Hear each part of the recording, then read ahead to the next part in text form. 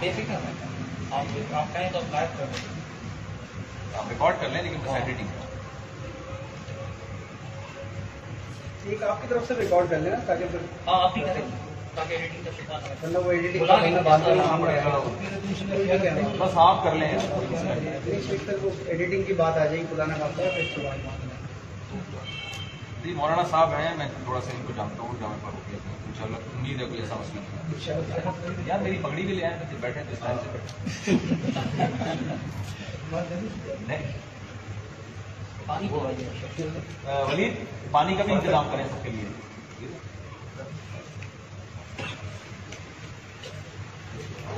اچھا جی جی فرمائیے کیا بسم اللہ کرتے ہیں نا تاکہ ٹائم. آ جائے آپ کا کیمرہ تو پھر کر لیتے ہیں. کیمرہ نہیں، میں نے پگڑی منگوائی. اچھا پگڑی آ جائے ہاں کوئی مسئلہ نہیں. ٹھیک ہے. دیکھیں تقلید اور طلاق دو معاملات سامنے آئے. اب سب سے پہلے تو یہ واضح کر دوں یہ ہمارا مقصد کوئی اگر مناظرہ نہیں ہے. کئی بھائی آئے تھے میرے پاس اکرم بھائی کے تھرو، اکرم بھائی ہمارے دوست تو وہاں یہ بات مائک دے دیجیے گا، وہاں یہ بات ہوئی تھی ہماری یہ بھائی کچھ سوالات پوچھنا چاہتے ہیں تو انہوں نے سوالات کیے تھے، تو تقلید پر ہی انہوں نے ہم سے سوال کیا تھا، تقلید پر بات چیت بھی ہوئی تھی ہماری، اور پھر طلاق کا مسئلہ آپ کی طرف سے آیا. تو میں نے ان سے کہا تھا کہ ہمیں کوئی انکار نہیں ہے اس بات سے کہ مفتی صاحب طلاق پر بات کرنا چاہتے ہیں، تو ہم طلاق ثلاثہ بھی مقصد افہام و تفہیم ہوگا. یہ جو عامیانہ مناظرے ہوتے ہیں لوگ کرتے ہیں، آتا تو ہے مجھے، کیے بھی ہیں، لیکن اس کا کوئی فائدہ نہیں ہوتا. سنجیدہ گفتگو ہونی چاہیے جیسے میڈیا پر ہوتی ہے. علماء کرام بیٹھتے ہیں، حتیٰ کہ نہ آپ مجھے کافر سمجھتے ہیں مفتی صاحب، نہ میں آپ کو کافر سمجھتا ہوں. میں آپ کے بزرگوں کا احترام کرتا ہوں اور میں نے آپ کے بہت سارے کلپس سنے اور بڑی تمیز سے سنے ہیں بقول آپ کے. تو آپ بھی الحمدللہ اہل حدیثوں کے بارے میں منفی رویہ نہیں رکھتے. باقی موقف کا اختلاف تو ہے ہی اپنی اپنی جگہ پر، تو مجھے اس سے انکار نہیں ہے. تو عرض کرنے کا مقصد یہ تھا کہ تقلید پر جو آپ کا موقف ہے آپ کی طرف سے کہ ائمہ اربعہ میں سے اسٹوڈیو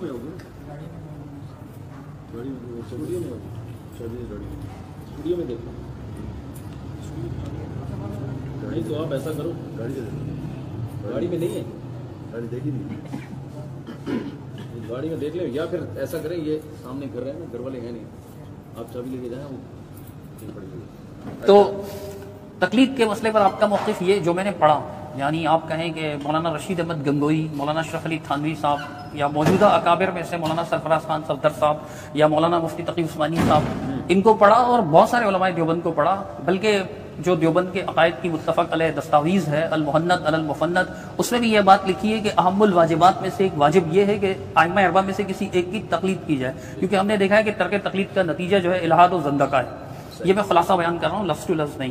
تو تقلید کو واجب کہا جاتا ہے آپ کے یہاں، یہ اس باتی موقف ہے. اور آپ ماشاءاللہ مفتی ہیں، عالم دین ہیں، مدرس ہیں، مدارس میں پڑھاتے ہیں، آپ کو بخوبی معلوم ہوگا کہ جو مثبت ہوتا ہے کسی بھی مسئلے کا وہ مدعی ہوتا ہے، اور جو انکار کرنے والا ہوتا ہے وہ مدعی علیہ ہوتا ہے، یعنی وہ انکار کر رہا ہوتا ہے، وہ اس کی حیثیت سائل کی حیثیت ہوتی ہے، اور جو مدعی ہوتا ہے وہ اپنے دعوے کو دلائل سے ثابت کرتا ہے. تو میں نے اسی لیے بار بار آپ کی طرف سے بھی مطالبہ سامنے آ رہا تھا، آپ کی کچھ وائسز بھی آئیں، تو اس میں یہ بات سامنے آئی تھی کہ مسئلہ تقلید پر آپ کا دعویٰ کیا ہے. تو میں نے یہ لکھا تھا کہ دین اسلام میں اللہ تعالیٰ یا اللہ کے رسول صلی اللہ علیہ وسلم کی طرف سے امت مسلمہ پر علم کے کسی بھی امام کی تقلید لازم نہیں کی گئی ہے. یعنی امام حنیفہ رحمۃ اللہ علیہ علم کے امام ہیں، اسی طرح دیگر ائمہ کرام بھی علم کے امام ہیں، اسی لیے ہم تقلید نہیں کرتے. قرآن مجید سے حدیث سے یہ ثابت نہیں ہے، اور صحابہ کرام کے طرز سے بھی ثابت نہیں ہے. وہ صحابہ کرام کا لفظ یہاں نہیں لکھا ہوا، لیکن صحابہ کرام کے عمل سے بھی یہ ثابت نہیں ہے، تو اس لیے ہم اس کو بدعت سمجھتے ہیں. اب اگر آگے یہ بات تقلید جو شرک والی بات آئی تھی نا، وہ اس وجہ سے آئی تھی کہ آپ کی طرف سے کہا گیا کہ بھئی شرک ہے یا نہیں، شرک ہے یا نہیں. تو ٹھیک ہے، اچھا میں تھوڑا سا یہ پوچھنا چاہوں گا کہ جیسے آپ نے کہا کہ کسی بھی امام کی تقلید پر کوئی قرآن و سنت سے دلیل نہیں ہے، اس لیے ہم اس کو جائز نہیں سمجھتے. تو اگر کوئی کسی مخصوص امام کی تقلید نہ کرے، ویسے ہی کسی عالم کی تقلید کر رہا ہے وہ، یعنی مثال کے طور پر کسی اہل حدیث عالم کی تقلید کر رہا ہے وہ، ٹھیک ہے، اس کے بارے میں آپ کیا کہتے ہیں؟ یہ جائز ہے یا یہ بھی ناجائز ہے؟ بارک اللہ فیکم، جزاکم اللہ خیر. آپ کا سوال یہ تھا کہ یعنی کہ کوئی شخص ائمہ اربعہ میں سے کسی کی تقلید نہیں کرتا، لیکن وہ اہل حدیث عالم میں سے کسی کی تقلید کرتا ہے، تو یہ جائز ہے یا نہیں؟ تقلید لغات سے لے کر اصول فقہ کی جتنی بھی کتابیں آپ اٹھائیں گے، خواہ وہ احناف کی ہوں، حنابلہ کی ہوں، مالکیہ کی ہوں یا شوافی کی ہوں، ان تمام میں یہ بات لکھی ہوئی آپ پائیں گے لغات کی کتاب میں. حتیٰ کہ میں نے ان کو بتایا تھا کہ علماء دیوبند نے جو کتابیں لکھی ہوئی ہیں، مثال القاموس الوحید دارالعلوم دیوبند کے استاذ ادب ہیں، انہوں نے کتاب لکھی، اس میں بھی یہی مانا بغیر دلیل کے کسی کی پیروی کرنا. تو ہمارے نزدیک قرآن مجید میں اس کا حکم یہ سورہ بنی اسرائیل کی آیت ہے، آپ حافظ ہیں، آپ کو بخوبی یاد ہوگی. اللہ سبحانہ تعالیٰ قرآن مجید فرقان حمید میں ارشاد فرماتا ہے وَلَا تَقْفُ مَا لَيْسَ لَكَ بِهِ عِلْمٌ، جس چیز کا تمہیں علم نہ اس کی پیروی نہ کرو. اس کی تفسیر میں امام غزالی رحمۃ اللہ علیہ اور حتیٰ کہ مولانا اشرف علی تھانوی صاحب اور مولانا شبیر احمد عثمانی صاحب جنہیں آپ شیخ الاسلام بھی کہتے ہیں اور اشرف علی تھانوی صاحب کو حکیم الامت، وہ بھی اس کی یہی تفسیر کرتے ہیں کہ جس چیز کا تمہیں علم نہ اس کی پیروی نہ کرو. تقلید نام ہی اس چیز کا ہے جس کی دلیل معلوم نہ ہو، بے دلیل پیروی کرنا. جب دلیل ہی معلوم نہیں ہوگی تو مطلب علم نہیں ہے اس بات کا، تو اس کی پیروی قرآن سے منع ہے. وہ کسی اہل حدیث عالم کی جائے یا ائمہ اربعہ کی جائے، وہ ممنوع ہے قرآن کی اس آیت سے. میں نے آپ کے سامنے سورہ بنی اسرائیل کی آیت رکھی، اگر آپ کہیں تو میں نمبر بتا دوں. میں حافظ اچھا، آپ نے یعنی ایک بات مکمل کی ہے کہ تقلید چاہے کسی عالم کی بھی کی جائے، چاہے وہ اہل حدیث ہی کیوں نہ ہو، وہ جائز نہیں ہے. اور تقلید کی ڈیفینیشن آپ نے یہ کی ہے کہ بغیر دلیل کے کسی کی بات پہ چلنا. تو اگر کسی صحابی کی کوئی تقلید کرتا ہے، میں تھوڑا دعوے کو نہ تنقید کر رہا ہوں نا کہ آپ دعویٰ ہے کیا، ہاں، کسی صحابی کی اگر کوئی تقلید کرتا ہے تو اس کے بارے میں کیا ہے، اس میں اور کسی عالم کی تقلید میں فرق ہے؟ میرا جواب تھوڑا سا اگر یعنی زیادہ لمبا ہو جائے تو مسئلہ نہیں، میں کوشش کر رہا ہوں مختصر ہی ہو. ٹھیک ہے، پوائنٹ ایک مختصر بات کر رہا ہوں، آپ ہاں یا نہ میں جواب دیں کہ وہ بھی جائز نہیں ہے، یہ بھی جائز ہے. دیکھیں، تقلید تو کسی کی بھی جائز نہیں ہے، تقلید تو کسی کی بھی جائز نہیں ہے. صحابہ کرام کے بارے میں اتباع کا لفظ آتا ہے، آیت آپ کو معلوم ہے سورہ توبہ کی.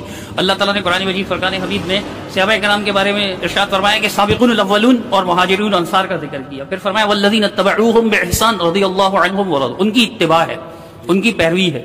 پھر اگر جو ان کی پیروی ہے ہم اس کو جائز سمجھتے ہیں، آثار صحابہ کی پیروی کرنا. لیکن یہ سب کا متفق علیہ موقف ہے، حتیٰ کہ فتح القدیر جو ہدایہ کی بہت بڑی شرح ہے ابن الحمام رحمہ اللہ کی، اس میں لکھا ہوا ہے کہ قول الصحابی حجۃ ما لم ينفیہ شیء من السنۃ. صحابی کا قول اس صورت میں حجت ہے جب وہ سنت کی نفی نہ کرتا ہو، مرفوع کے خلاف نہ ہو. جب وہ مرفوع کے خلاف نہ ہو، جس مسئلے میں قرآن مجید نہ ہو، مرفوع احادیث نہ ہو، تو ایسے میں صحابہ کرام کا موقف لیا جا سکتا ہے، اس کی پیروی. لیکن وہ اتباع ہے، چونکہ والذین اتبعوہم اتباع کہا گیا، بے دلیل پیروی نہیں ہے. اللہ سبحانہ تعالیٰ نے ان کے فضائل بیان کیے، ان کی تعریف بیان کی، اور احادیث بھی بہت ساری ہیں اس سلسلے میں جن سے یہ چیز واضح ہوتی ہے. تقلید کسی کی بھی ثابت نہیں ہے. میں نے جو آیت پیش کی وَلَا تَقْفُ مَا لَيْسَ لَكَ بِهِ عِلْمٌ، اس کے بارے میں آپ کچھ کہیے. آپ نے ماشاءاللہ یہ کہا کہ تقلید کسی صحابی کی بھی جائز نہیں ہے، اور اگر کوئی صحابی کو فالو کر رہا ہے تو وہ تقلید نہیں ہے بلکہ وہ اتباع ہے. آپ نے یہ کہا نا، یہ آپ نے بھی دعویٰ کیا کہ اس کو ہم تقلید نہیں کہیں گے بلکہ ہم اس کو اتباع کہیں گے. ہاں، اس صحابی کی پیروی کو ہم جی اچھا دیکھیں، مصنف ابن ابی شیبہ میں، مصنف عبدالرزاق میں اور سیاہ ستہ میں بہت سارے صحابہ کے فتاوی ہیں کہ سائل آیا، صحابی رسول کے پاس آیا، اس نے مسئلہ پوچھا، صحابی نے مسئلہ بتایا، وہ دلیل نہیں پوچھی، اس نے اور چلا گیا. تو یہ تو بغیر دلیل کے اس نے صحابی کی بات کو فالو کیا نا. تو آپ کہہ رہے ہیں بغیر دلیل کے کسی کی بات کو فالو کرنا یہ تقلید ہے اور یہ شرک ہے، سوری بدعت ہے، شرک نہیں ہے، یعنی گناہ ہے، جائز نہیں ہے. تو ہم تو مصنف ابن ابی شیبہ میں جیسے عبداللہ بن مسعود کے پاس ایک شخص آیا کہ 3 طلاقیں دی، انہوں نے فرمایا کہ ہو گئی ہیں. عبداللہ بن عباس کے پاس ایک شخص آیا کہ 3 طلاقیں دی، انہوں نے کہا کہ ہو گئی ہیں. نہ اس نے عبداللہ بن عباس سے دلیل پوچھی، نہ عبداللہ بن عباس نے اس کو دلیل بتائی. تو یہ تو بغیر دلیل کے صحابی کی رائے کو فالو کیا جا رہا ہے. تو بغیر دلیل کے اس عمل کو اتباع کہیں گے یا تقلید کہیں گے؟ حالانکہ وہ تو بغیر دلیل، انہوں نے دلیل نہ پوچھی نہ انہوں نے بتائی. ایسے تو درجنوں احادیث میں فتاوی ہیں صحابہ کے کہ ایک شخص نے صحابی سے مسئلہ پوچھا اور صحابی نے بغیر کسی دلیل پیش کیے ان کو مسئلہ بتا دیا اور وہ چلے گئے. تو جیسے بھی آپ کہہ رہے ہیں بغیر دلیل کے کسی کی بات کو فالو کرنا یہ تقلید ہے، اور تقلید نہ صحابی کی جائز ہے نہ کسی عالم کی جائز ہے. تو یہ جو عمل صحابہ کے دور میں ہوا ہے بہت کثرت سے، آپ کو میں مصنف عبدالرزاق اور ابن ابی شیبہ کے درجنوں فتاوی دکھا سکتا ہوں. مسئلہ جا کے پوچھا گیا اور بغیر دلیل کے انہوں نے جواب دے دیا. تو اس کو ہم کیا کہیں گے؟ میں نے آپ سے عرض کیا تھا کہ سب سے پہلے تو ہم یہ موقف طے کرنے بیٹھے تھے نا. آپ نے ابھی تک اپنا موقف نہیں بتایا. میں نے تو اپنا موقف بتایا، پڑھ کر بھی سنایا آپ کو، پہلے لکھ کر بھی بھیج چکا ہوں. نہ آپ نے لکھ کر بھیجا نہ وائس بھیجی. میں نے آپ کو اپنا موقف بتایا. آپ بتائیے کہ ائمہ اربعہ کی تقلید کو آپ کیا سمجھتے ہیں، پہلے یہ بتائیے گا مجھے، چونکہ یہ باقی ہے. اور میں نے آیت پیش کی تھی کہ وَلَا تَقْفُ مَا لَيْسَ لَكَ بِهِ عِلْمٌ. آپ کہہ رہے وَلَا تَقْفُ مَا لَيْسَ لَكَ بِهِ عِلْمٌ، جس چیز کا تمہیں علم نہ اس کی پیروی مت کرو. اللہ تعالیٰ منع فرما رہا ہے، میں منع نہیں کر رہا. اللہ سبحانہ تعالیٰ، اگر میں ترجمہ غلط کر رہا ہوں، کفا یکفو کفواً کے معنی اتباع الاثار ہوتے ہیں. میں نے آپ کو بتایا کہ یہی تفسیر جو ہے نا، نہ صرف اکابر نے کی، مثلا علامہ بیضاوی، علامہ سیوطی، علامہ غزالی، علامہ ابن کثیر رحمہم اللہ، اور اسی طرح شیخ الاسلام شبیر احمد عثمانی صاحب نے بھی کی اور مولانا اشرف علی تھانوی صاحب نے بھی کی. میرے پاس کتابیں بھی اگر آپ کہیں گے تو میں شو کر دوں گا, دکھا دوں گا, سامنے رکھ دوں گا آپ کے. تو آپ اس آیت کے بارے میں تو بتائیے نا کہ اللہ تو منع کر رہا ہے بغیر دلیل کے پیروی نہیں ہے. تقلید تو کہتے ہی بغیر دلیل کو ہے, تقلید تو کہتے ہی بغیر دلیل بات ماننے کو ہے. جب اللہ سبحانہ تعالیٰ منع فرما رہے ہیں تو آپ تقلید کو واجب کیوں کہتے ہیں؟ آپ کے یہاں تقلید من اہم الواجبات ہے, یعنی اہم ترین واجبات میں سے ایک واجب ہے. یہ بتائیے گا. موقف اسی طرح واضح ہوگا نا, اپنا موقف تو آپ بتا نہیں رہے. اب آپ بات کرتے ہیں مصنف ابن ابی شیبہ کی. مصنف ابن ابی شیبہ میں اس طرح کی جتنے بھی واقعات ہیں وہ اختصار پر مبنی ہیں.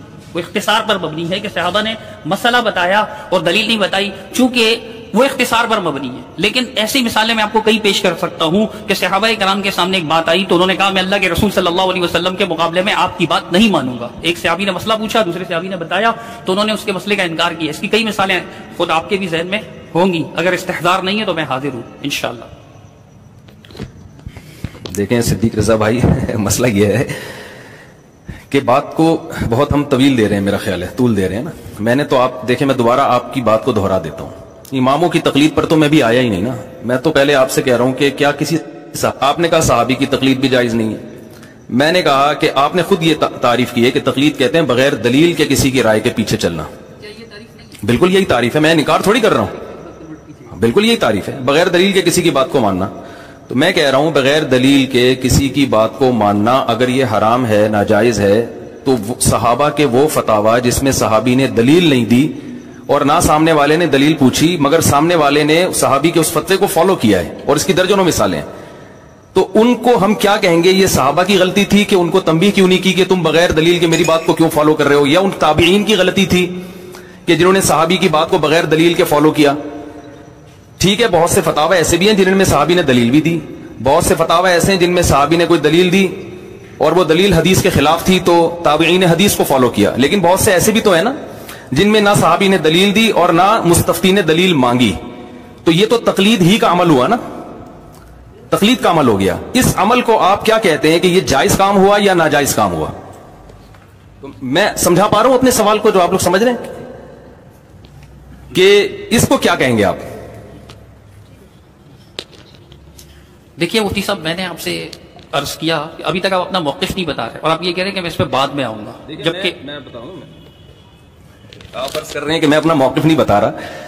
پہلے آپ نے اپنا موقف بتانا شروع کیا نا, تو پہلے آپ کے موقف کی تنقید تو ہو جائے نا کہ آپ کا موقف ہے کیا, ٹھیک ہے نا, پھر میں اپنا موقف بتاؤں گا نا. ابھی تو آپ کا موقف, دو چیزیں آپ کی سامنے آئی ہیں. ایک تقلید کہتے ہیں بغیر دلیل کے کسی کی بات کو فالو کرنا, یہ تو آپ بھی کہتے ہیں, ٹھیک ہے, میں بھی کہتا ہوں بغیر دلیل کے کسی کی بات کو فالو کرنا, ٹھیک ہے. آپ کا دوسرا موقف یہ آیا کہ یہ کسی کی بھی جائز نہیں ہے. ائمہ اربعہ تو بات کی چیز ہے, صحابی کی بھی جائز نہیں ہے. یہ موقف آپ کا سامنے آیا. تو آپ کے موقف کو سمجھنے کے لیے, آپ کا یہ موقف نہیں ہے, نہیں میرا یہ بالکل نہیں, میرا یہ موقف نہیں. دیکھیں اکابر کو رکھیں ایک طرف, ابھی ہم بات کریں گے قرآن و سنت کی.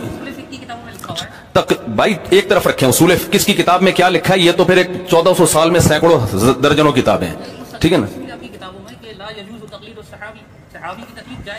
دیکھیں غلط لکھا ہوا ہے, سمجھ رہے ہیں, نہیں میں نہیں مانتا اس بھاڑ میں جائے, لکھا ہوا ہے غلط لکھا ہوا ہے, صحیح ہے نا.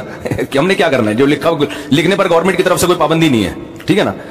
تو کچھ بھی لکھ سکتا ہے کوئی بھی کسی بھی ٹائم پہ, اس کو دیکھا جاتا ہے. ہر کتاب کی ہر لکھی ہوئی چیز کی ہم ذمہ دار نہیں ہے, ہر کتاب کی ہر لکھی ہوئی چیز کے ہم ذمہ دار نہیں ہے کہ کسی نے بھی کوئی, میں کہتا ہوں علماء دیوبند میں سے بھی, میرے شیخ مفتی رشید احمد صاحب تھے, ان کی بہت سی لکھی ہوئی چیزوں کو ہم نے کہا ہے کہ یہ صحیح نہیں ہے.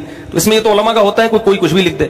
ہم تو ابھی آپس میں سمجھنے کے لیے بیٹھے ہیں کہ آپ کا ماشاءاللہ ایک دعویٰ سامنے آیا, دو چیزیں آپ کے سامنے آئی ہیں کہ تقلید کی ڈیفینیشن بھی آپ نے کر دی اور مجھے اس ڈیفینیشن پہ بھی کوئی اعتراض نہیں ہے, ٹھیک ہے نا. آپ نے کہا بغیر دلیل کے کسی کی بات کو فالو کرنا, بالکل ٹھیک کہا, ایسا ہی ہوتا ہے بالکل. آپ سے پھر میرا اگلا, اگرچہ میں ابھی اس پہ جاؤں گا آگے, تقلید یہ تو ابھی میں نے, یعنی اس پہ ہم بہت لمبی بحث ہوگی ابھی اس پہ, کہ آپ نے جو کہا کہ تقلید الگ چیز ہے, اتباع الگ چیز ہے, اس پہ بھی ہم ابھی آئیں گے. اور اس میں بھی آپ قرآن و سنت کے حوالوں سے میں ثابت کروں گا, اکابر کی کتابیں میں نہ پیش کروں گا, نہ میں آپ کی کتابیں پیش کروں گا. میں دعویٰ کروں گا, لیکن اگلے اسٹیپ پہ پہلے یہ پہلا والا حل ہونا چاہیے کہ اتباع اور تقلید قرآن کی اصطلاح میں ایک ہی چیز کا نام ہے. قرآن نے جس لفظ کو اتباع کہا ہے وہ تقلید کو اتباع کہا ہے قرآن نے, کیونکہ وہاں جب قرآن اتباع کی بات کرتا ہے تو بغیر دلیل فالو کرنے کی بات کر رہا ہے, دلیل کے ساتھ فالو کرنے کی بات نہیں کر رہا ہے. اس پہ ہم آئیں گے اگلے مرحلے میں انشاءاللہ. لیکن ابھی تو میں آپ کے دعوے کو سمجھنے کے لیے یہ عرض کر رہا ہوں کہ آپ نے دعویٰ کیا کہ تقلید کہتے ہیں بغیر دلیل کے کسی کی بات کو فالو کرنا. تو تو میں نے عرض کیا کہ صحابی کی بات کو بھی بغیر دلیل کے فالو کرنا جائز ہے یا نہیں؟ آپ نے کہا جائز نہیں ہے.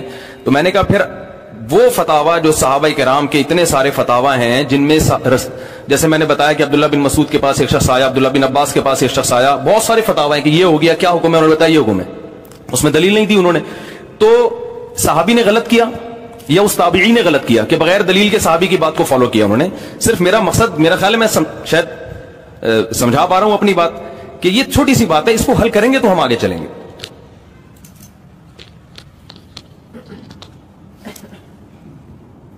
میں نے اپنی بات شروع کی تھی کہ جو مثبت ہوتا ہے یعنی کسی چیز کا اس بات کرتا ہے, عام الفاظ میں, مزید عام الفاظ میں بول دیتا ہوں کہ جو کسی چیز کی ہاں کر رہا ہوتا ہے وہ مدعی کہلاتا ہے, اور اس پر لازم ہوتا ہے کہ اپنا موقف پیش کر کے اپنی دلیل دے. اور جو انکار کر رہا ہوتا ہے تو انکار کے لیے کسی دلیل کی ضرورت نہیں ہے. ایسا اصول ہے کہ جو آپ بھی تسلیم کرتے ہیں, ہم بھی, اور مفتی صاحب سارے لا کر تائید فرما رہے ہیں. اچھا, دوسری بات یہ ہے مدعی آپ ہیں, آپ کہتے ہیں کہ آپ کے سب بڑے یہی کہتے ہیں, یعنی آپ دیکھیں نا الفلاحیہ مسجد سے تو حنفی مذہب نہیں چلا نا, الفلاحیہ مسجد سے تو حنفی مذہب نہیں چلا. اکابر سارے یہی کہتے ہیں کہ بھئی ائمہ اربعہ میں سے کسی ایک, یعنی 4 اماموں میں سے کسی ایک امام کی پیروی لازم ہے. آپ اس طرف تو آ نہیں رہے.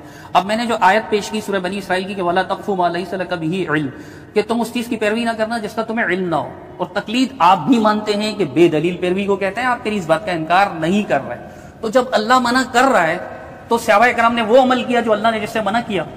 میرا تو یہ ایمان ہے کہ ایسا ہو ہی نہیں کر سکتا, کیونکہ صحابہ کرام تو فرما بردار تھے. اللہ سبحانہ وتعالیٰ نے جو ان کی اوصاف بیان کی ہے قرآن مجید فرقان حمید میں, ماشاءاللہ آپ تو حافظ بھی ہیں, میں حافظ نہیں ہوں, کتنی آیات آپ کو یاد ہوں گی کہ ان کے جو اوصاف بیان کیے وہ فرما بردار تھے, اللہ اور اس کے رسول کی اطاعت کرنے والے تھے, اللہ اور اس کے رسول صلی اللہ علیہ وسلم کے حکموں کو ماننے والے تھے. تو میں نے عرض کیا وہاں اختصار ہے, وہاں اختصار ہے, سارا واقعہ بیان نہیں ہوا ہے.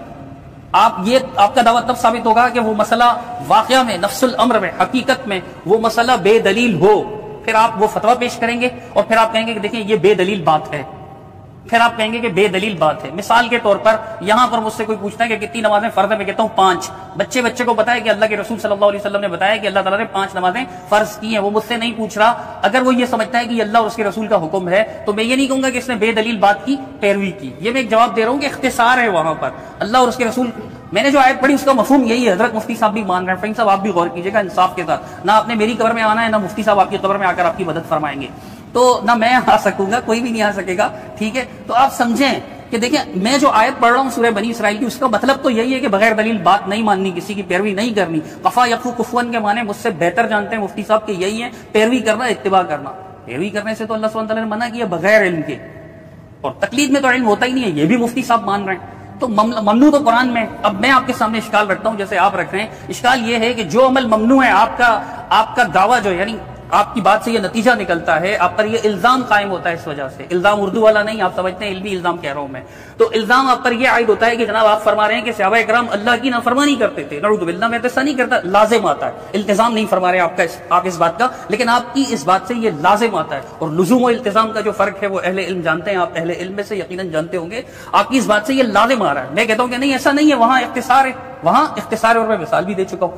میں عرض کر رہا ہوں کہ ائمہ اربعہ کی تقلید کو سارے واجب کہتے ہیں, علماء احناف سارے کے سارے واجب قرار دیتے ہیں, اور بلکہ واجب نہ ہونے کی وجہ سے ہمیں کہتے ہیں غیر مقلد. اور پھر آپ تفصیل میں نہیں جا رہے, آپ کو خود پتا ہوگا اچھی طریقے سے کہ آپ بھی ہماری طرح غیر مقلد ہیں سوائے ایک مسئلے.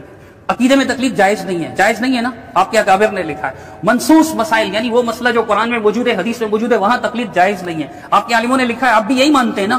ہاں, تو اسی طرح اجماعی مسائل پر بھی تقلید جائز نہیں ہے. آپ کے اکابر بھی مانتے ہیں اور اصولوں میں بھی لکھا ہے, ہم بھی مانتے ہیں, یہ سب مانتے ہیں اس بات کو. رہ جاتا ہے صرف مسئلہ اجتہادیہ. مسئلہ اجتہادیہ میں تقلید نہ کرنا, ان کے نزدیک انسان اس سے گمراہ ہو جاتا ہے. آپ کہیں, آپ کی کتابوں میں لکھا ہوا ہے, اگر آپ کہیں گے کہ صدیق بھائی یہ غلط لکھا ہوا ہے, تو میں کہوں گا طارق بھائی کوئی بات نہیں, حضرت کوئی بات نہیں, ٹھیک ہے. اگر آپ نہیں مانتے اپنے بزرگوں کی, اپنے اکابر کی اس بات کو غلط قرار دیتے ہیں, تو مولانا تھانوی رحمۃ اللہ علیہ ہوں, یا مولانا گنگوئی صاحب ہوں, یا دیگر بزرگ ہوں, یا مولانا شیخ الاسلام مفتی تقی عثمانی صاحب ہوں, یا رشید احمد آپ کے استاد مفتی رشید احمد صاحب فقیہ الازہر ہوں, وہ سارے جو تقلید کو واجب قرار دیتے ہیں اور تقلید میں تقلید نہ کرنے میں دنیا جہاں کی برائیاں لاتے ہیں, وہ ساری کی ساری بیکار ہیں. تقلید نہ کرو, کوئی مسئلہ نہیں ہے, چونکہ اللہ قرآن کی آیت پر تو آپ آ ہی نہیں رہے نا. آپ ماشاءاللہ حافظ ہیں, آپ کو تفسیر بھی اس کی اچھے سے پتا ہوگی, آپ ماشاءاللہ جامعۃ الرشید کے مدرس ہیں, دنیا آپ کو جانتی ہے. آپ بتائیں نا کہ اس آیت کا مفہوم میں اگر غلط بیان کر رہا ہوں تو آپ مجھ پر وعدے کریں کہ یہ مفہوم غلط ہے. اب اپنا یہ تک نہیں کہنے کو تیار کہ بھئی امام حنیفہ کی مسائل اجتہادیہ میں تقلید واجب ہے. اچھا, میں ایک بات اور پوچھتا ہوں, مسائل اجتہادیہ میں اگر خطا ہو جائے تو اس پہ کفر کا فتویٰ لگ سکتا ہے؟ مسائل اجتہادیہ میں نہیں لگ سکتا کفر کا فتویٰ. مسائل اجتہادیہ میں اگر خطا ہو جائے اس پہ شرک کا فتویٰ لگ سکتا ہے. آپ بھی عالم جامعہ فاروقیہ سے شیخ قلیم اللہ صاحب سے پڑھے ہوئے ہیں, آپ بھی ماشاءاللہ جو ہے نا شیخ فقیہ الاسر کے شاگرد ہیں مفتی رشید احمد لدھیانوی صاحب کے, تو آپ بھی کہیں گے کہ نہیں اس میں مسائل اجتہادیہ کی خطا پر کفر اور شرک کا فتویٰ نہیں لگ سکتا ہے. اجتہادی خطا تو مجتہدین سے ہوئی, امام حنیفہ سے ہوئی, امام بخاری رحمۃ اللہ علیہ سے ہوئی ہے, محدثین سے بھی ہوئی ہے, فقہاء کرام سے بھی ہوئی ہے, مفسرین اعظام سے بھی ہوئی ہے, سب سے ہوئی ہے. اجتہادی خطا پر کفر و شرک کا فتویٰ نہیں لگتا, گمراہی کا بھی فتویٰ نہیں لگ سکتا, چونکہ حدیث رسول اللہ صلی اللہ علیہ وسلم کی صحیح بخاری شریف میں کہ اذا حکم الحاکم فاجتہد, اگر حاکم اجتہاد کرتا ہے, اگر اس نے صحیح بات کہی, ان اصاب فلہ اجران, اس کے 2 اجر ہیں, وان اخطأ فلہ اجر واحد, اگر وہ خطا کرے تو اس کا 1 اجر ہے. یہاں خطا پر بھی اجر ملتا ہے, اور یہ عام ہے جو بھی فیصلہ کرنے والا ہو. ٹھیک ہے, مسائل اجتہادیہ تب ہوتے ہیں, اس کی باری تب آتی ہے جب کسی مسئلہ میں نص موجود نہ ہو.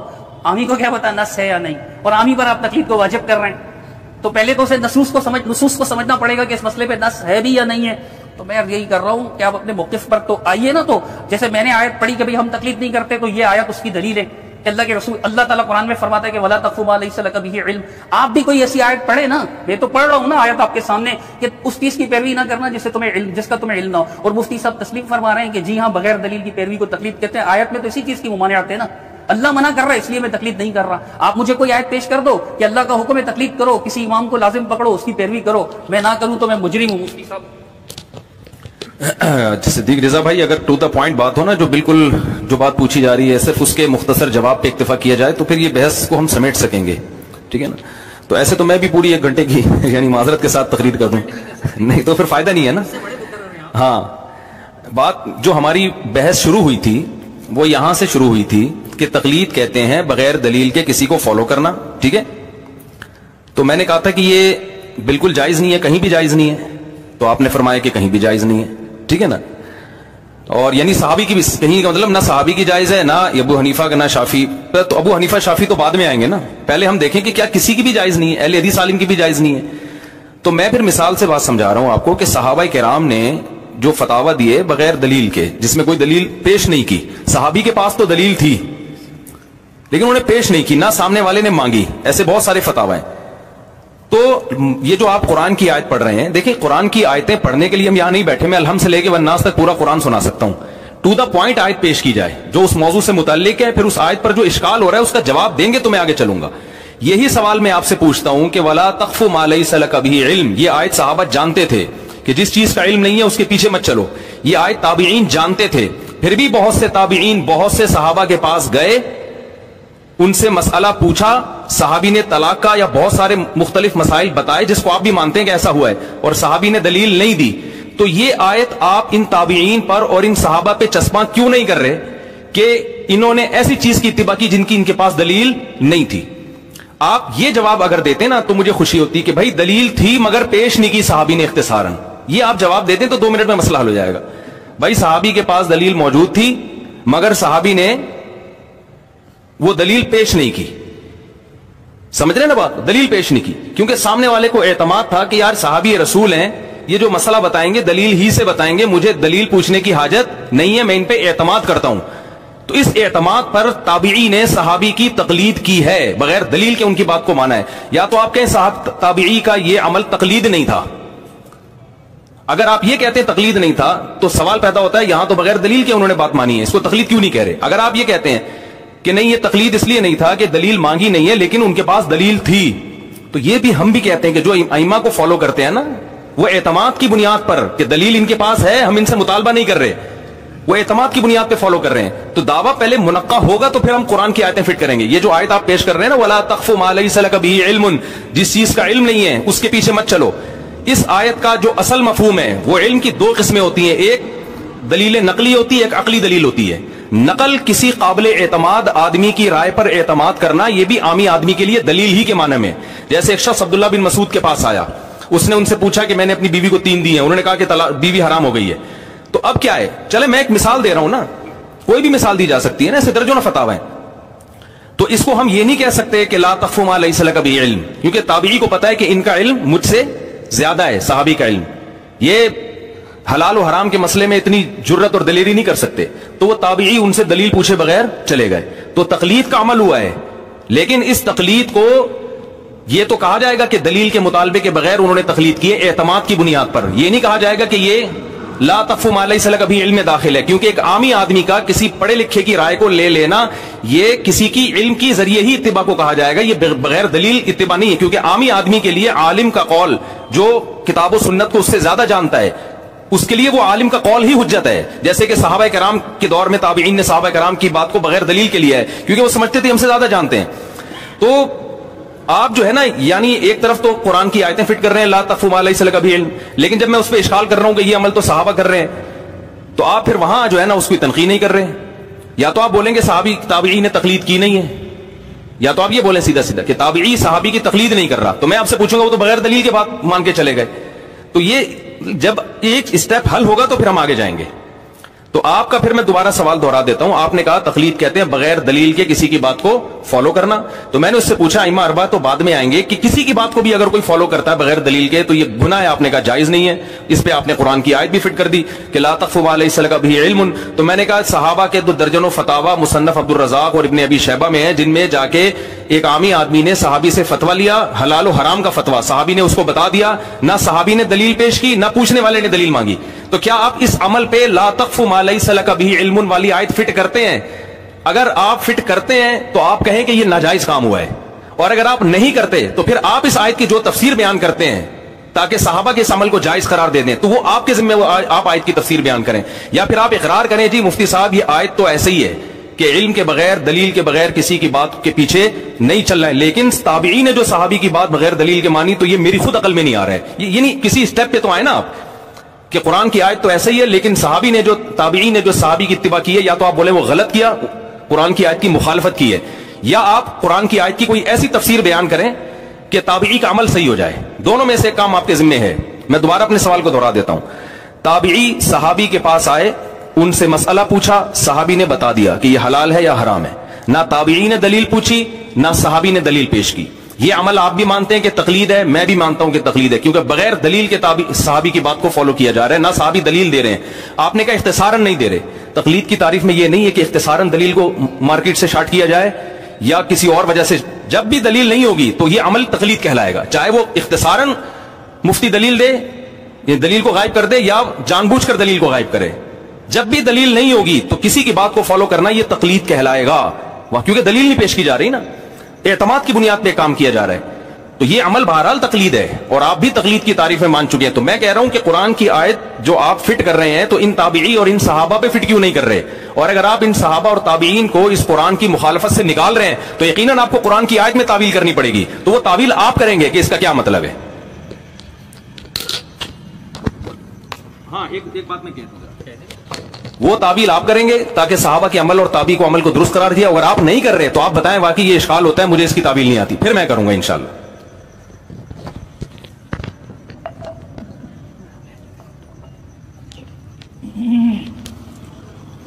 الحمدللہ. اصل میں دیکھیں مفتی صاحب فرماتے ہیں کہ ٹو دی پوائنٹ بات کریں, پھر بہت ساری باتیں چھیڑ بھی دیتے ہیں. اب ظاہر سی باتیں کہ جب اتنی ساری باتیں چھڑ جاتی ہیں تو پھر نہیں صرف آپ وہی والی چھیڑے رکھے, تقلید اور جو بات آپ نے کی ہیں وہ رہ جائیں گی نا. پھر دیکھیں میں دیکھیں میری بات تو سنیں, میں نے آپ کی بات بڑی سکون سے سنی ہے, میں نے آپ کی بات بڑی سکون سے سنی ہے, اور میں یہی امید رکھتا ہوں آپ سے کہ آپ بہت اطمینان اور سکون سے میری بات سنیں گے. میں آپ کے کلپس دیکھ چکا ہوں, آپ بتاتے ہیں کہ فلاں صاحب سے میری بات ہوئی, اور فلاں صاحب کی بات آپ پیش نہیں کر رہے ہوتے, اپنی ہی بات کر رہے ہوتے ہیں. تو پھر یہ جب باتیں رہ جائیں گی تو پھر آپ کہیں گے کہ صدیق رضا آیا تھا میرے پاس, اس سے بات ہوئی تھی, یہ بات میں نے کی, اس نے کوئی جواب نہیں, تو پھر کیمرے میں بھی آپ کہیں گے کہ اس نے جواب ہی نہیں دیا. آپ یہ نہیں کہیں گے مفتی صاحب, دیکھیں آپ انٹرپٹ نہ کریں پلیز. پھر آپ یہ نہیں کہیں گے کہ جی میں نے کہا تھا کہ بس آپ ان باتوں کا جواب نہ دو. میں آپ کو عرض کر رہا ہوں کہ آپ نے کہا کہ شابہ میں کہ تو مثال پیش کریں, آپ چلیں مثال پیش کریں آپ پہلے, اور نہیں واقعی مثال کتاب دکھائیں اور واقعہ دکھائیں, مسئلہ دکھائیں. آپ انکار کریں گے تو میں مثال پیش کروں گا نا. یہ تو کوئی بات ہی نہیں ہوئی, سنیں میری بات, یہ تو کوئی بات ہی نہیں ہوئی. آپ نے اعتراف کیا ہے, آپ میری بات نہیں, مفتی صاحب دیکھیں, مفتی صاحب میری بات تو سنیں, میری بات تو سنیں, آپ پوری بات ہونے دیں میری, پھر آپ بولیے گا اپنی باری میں. باری تو مثال پیش کر, میں آگے جواب تو دوں گا. میری بات تو سنیں نا, اپنی باری میں دیجیے گا ذرا, آپ اپنی باری میں دیجیے گا نا. ابھی تو مارکیٹ کھلی ہے, بند نہیں ہوئی ہے. تو میں نے کہا کہ آپ مثال پیش کریں, پورا واقعہ پیش کریں, مکمل واقعہ پیش کریں, پھر دیکھیں گے. اب آپ میری بات سنیے حضرت, میں بار بار آپ سے ریکویسٹ کر رہا ہوں, میری بات سنیں. ٹھیک ہے میں آپ کی مسجد میں آیا ہوں لیکن آپ پر اعتماد کر کے آیا ہوں, کہ آپ مجھے بھی سننے دیں گے اور میں آپ کی بات اطمینان سے سنوں گا، آپ میری بات سنیں گے، اور یہ اخلاقیات کا تقاضا بھی ہے. آپ سے زیادہ اخلاق کون جانتا ہوگا، آپ اخلاق درس بھی دیتے ہیں. تو میں آپ کو دیکھیں صحابی کی مثال آپ پیش کرتے ہیں نا بے دلیل بات کی، آپ کے خیال سے جو بات بے دلیل آپ پیش کیجئے، میں ائمہ کی بات بھی بے دلیل پیش کر دوں گا آپ کو. ٹھیک ہے، ائمہ کی بے دلیل بات کا میں کہوں گا اس کی دلیل نہیں ہے، آپ کہیں گے یہ بات غلط ہے یا صحیح ہے، جو بھی آپ کہیں گے پھر آپ پیش کیجئے گا. آیت کا جو مفہوم آپ کہہ رہے ہیں، کیا یہ مفہوم صرف میں نے بیان کیا؟ میں بیان کر چکا ہوں کہ علامہ بیضاوی، اور بیضاوی آپ طلباء ہیں اگر تو آپ جانتے ہیں کہ درسی تفسیر ہے، درسی تفسیر پڑھائی جاتی ہے آپ کے یہاں بھی ہمارے یہاں بھی. علامہ بیضاوی نے بھی یہی معنی کیے ہیں اس کے. علامہ بیضاوی نے، امام غزالی جن کو حجت الاسلام بھی کہا جاتا ہے، انہوں نے بھی یہی معنی بیان کیے اس آیت کے. امام ابن کثیر رحمۃ اللہ علیہ جو تفسیر بالروایہ اور تفسیر بالسنہ میں سب سے زیادہ معتبر تفسیر ہے، انہوں نے بھی یہی معنی بیان کیے اس آیت کے. حتیٰ کہ میں کہہ رہا ہوں کہ ابن النحاس رحمہ اللہ نے جو اعراب القرآن لکھی، انہوں نے بھی یہی معنی بیان کیے ہیں، اور یہ ساری کتابیں میرے ساتھ ہیں گاڑی پر، اگر آپ کہیں گے تو میں دکھا دوں گا. اور اس کے علاوہ میں کہہ رہا ہوں کہ مولانا اشرف علی تھانوی نے بھی اس آیت کے یہی معنی بیان کیے ہیں، حتیٰ کہ آپ کے بزرگوں میں سے شبیر احمد عثمانی صاحب نے بھی یہی معنی بیان کیے ہیں. ایسا تو نہیں ہے نا کہ میں غلط مفہوم پیش کر رہا ہوں، آپ نے ایک بار بھی نہیں کہا، اور انشاءاللہ آپ نہیں کہیں گے کہ آپ اس آیت کا غلط مفہوم پیش کر رہے ہیں. آپ میرے پیش کردہ مفہوم کو صحیح مان رہے ہیں، تسلیم فرما رہے ہیں، اور جو اس پر میں تقلید کی تعریف کر رہا ہوں اس کو بھی آپ صحیح تسلیم کر رہے ہیں، اور یہ تعریف آپ کے یہاں بھی اسی طرح سے. تو میں آپ سے کہہ رہا ہوں کہ آیت کا مفہوم آپ بھی تو بیان کریں نا. آخر اشکال تو آپ، دعویٰ تو آپ کر رہے ہیں نا کہ صحابہ کرام کے یہاں بے دلیل بات کی پیروی ہوتی تھی. جب اللہ سبحانہ تعالیٰ نے منع فرمایا تو صحابہ کرام نے کس طرح سے ایسا کیا؟ میں تو گمان ہی نہیں کر سکتا ہوں، میں تو کہتا ہوں واقعہ میں اختصار ہے. یا تو آپ دلیل سے لائیں کہ پوری تفصیل موجود ہے، واقعہ میں اختصار ہے. اگر آپ اس کو تعویل نہیں سمجھتے تو اور کیا سمجھتے ہیں؟ اور یہ ایک ایسی بات ہے، آپ دلیل آپ دیں گے نہیں ایسا کچھ بھی نہیں ہوا تھا، اختصار نہیں ہے، دلیل تھی نہیں، دلیل ہے ہی نہیں، یہ بات اس طرح سے ہوگی. آیات فٹ کر رہے ہیں، میں آیات فٹ نہیں کر رہا ہوں حضرت. اگر میں آیات فٹ کر رہا ہوں تو کیا علامہ بیضاوی نے آیت فٹ کی؟ کیا علامہ ابن کثیر رحمۃ اللہ علیہ جو مفسر قرآن ہے انہوں نے آیت فٹ کی؟ کیا امام ابن النحاس رحمہ اللہ نے اعراب القرآن میں آیت فٹ کی؟ کیا امام غزالی نے المستصفى اصول فقہ کی جو کتاب لکھی اس میں آیت فٹ کی؟ کیا امام سیوطی رحمۃ اللہ علیہ نے الحاوی میں اور الرد علی من اخلد الی الارض نامی کتاب میں آیت فٹ کی؟ نہیں.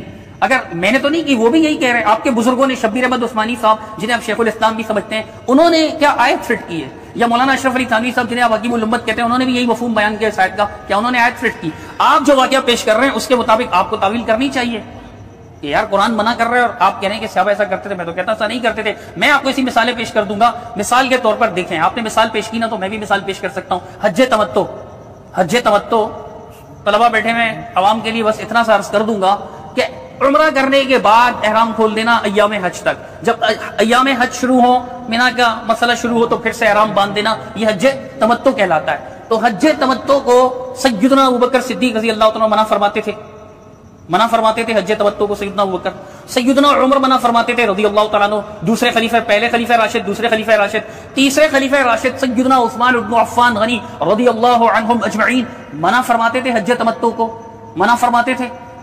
کسی نے ان کی بات شاید مانی بھی ہو لیکن آپ نہیں مانتے، ہم بھی نہیں مانتے.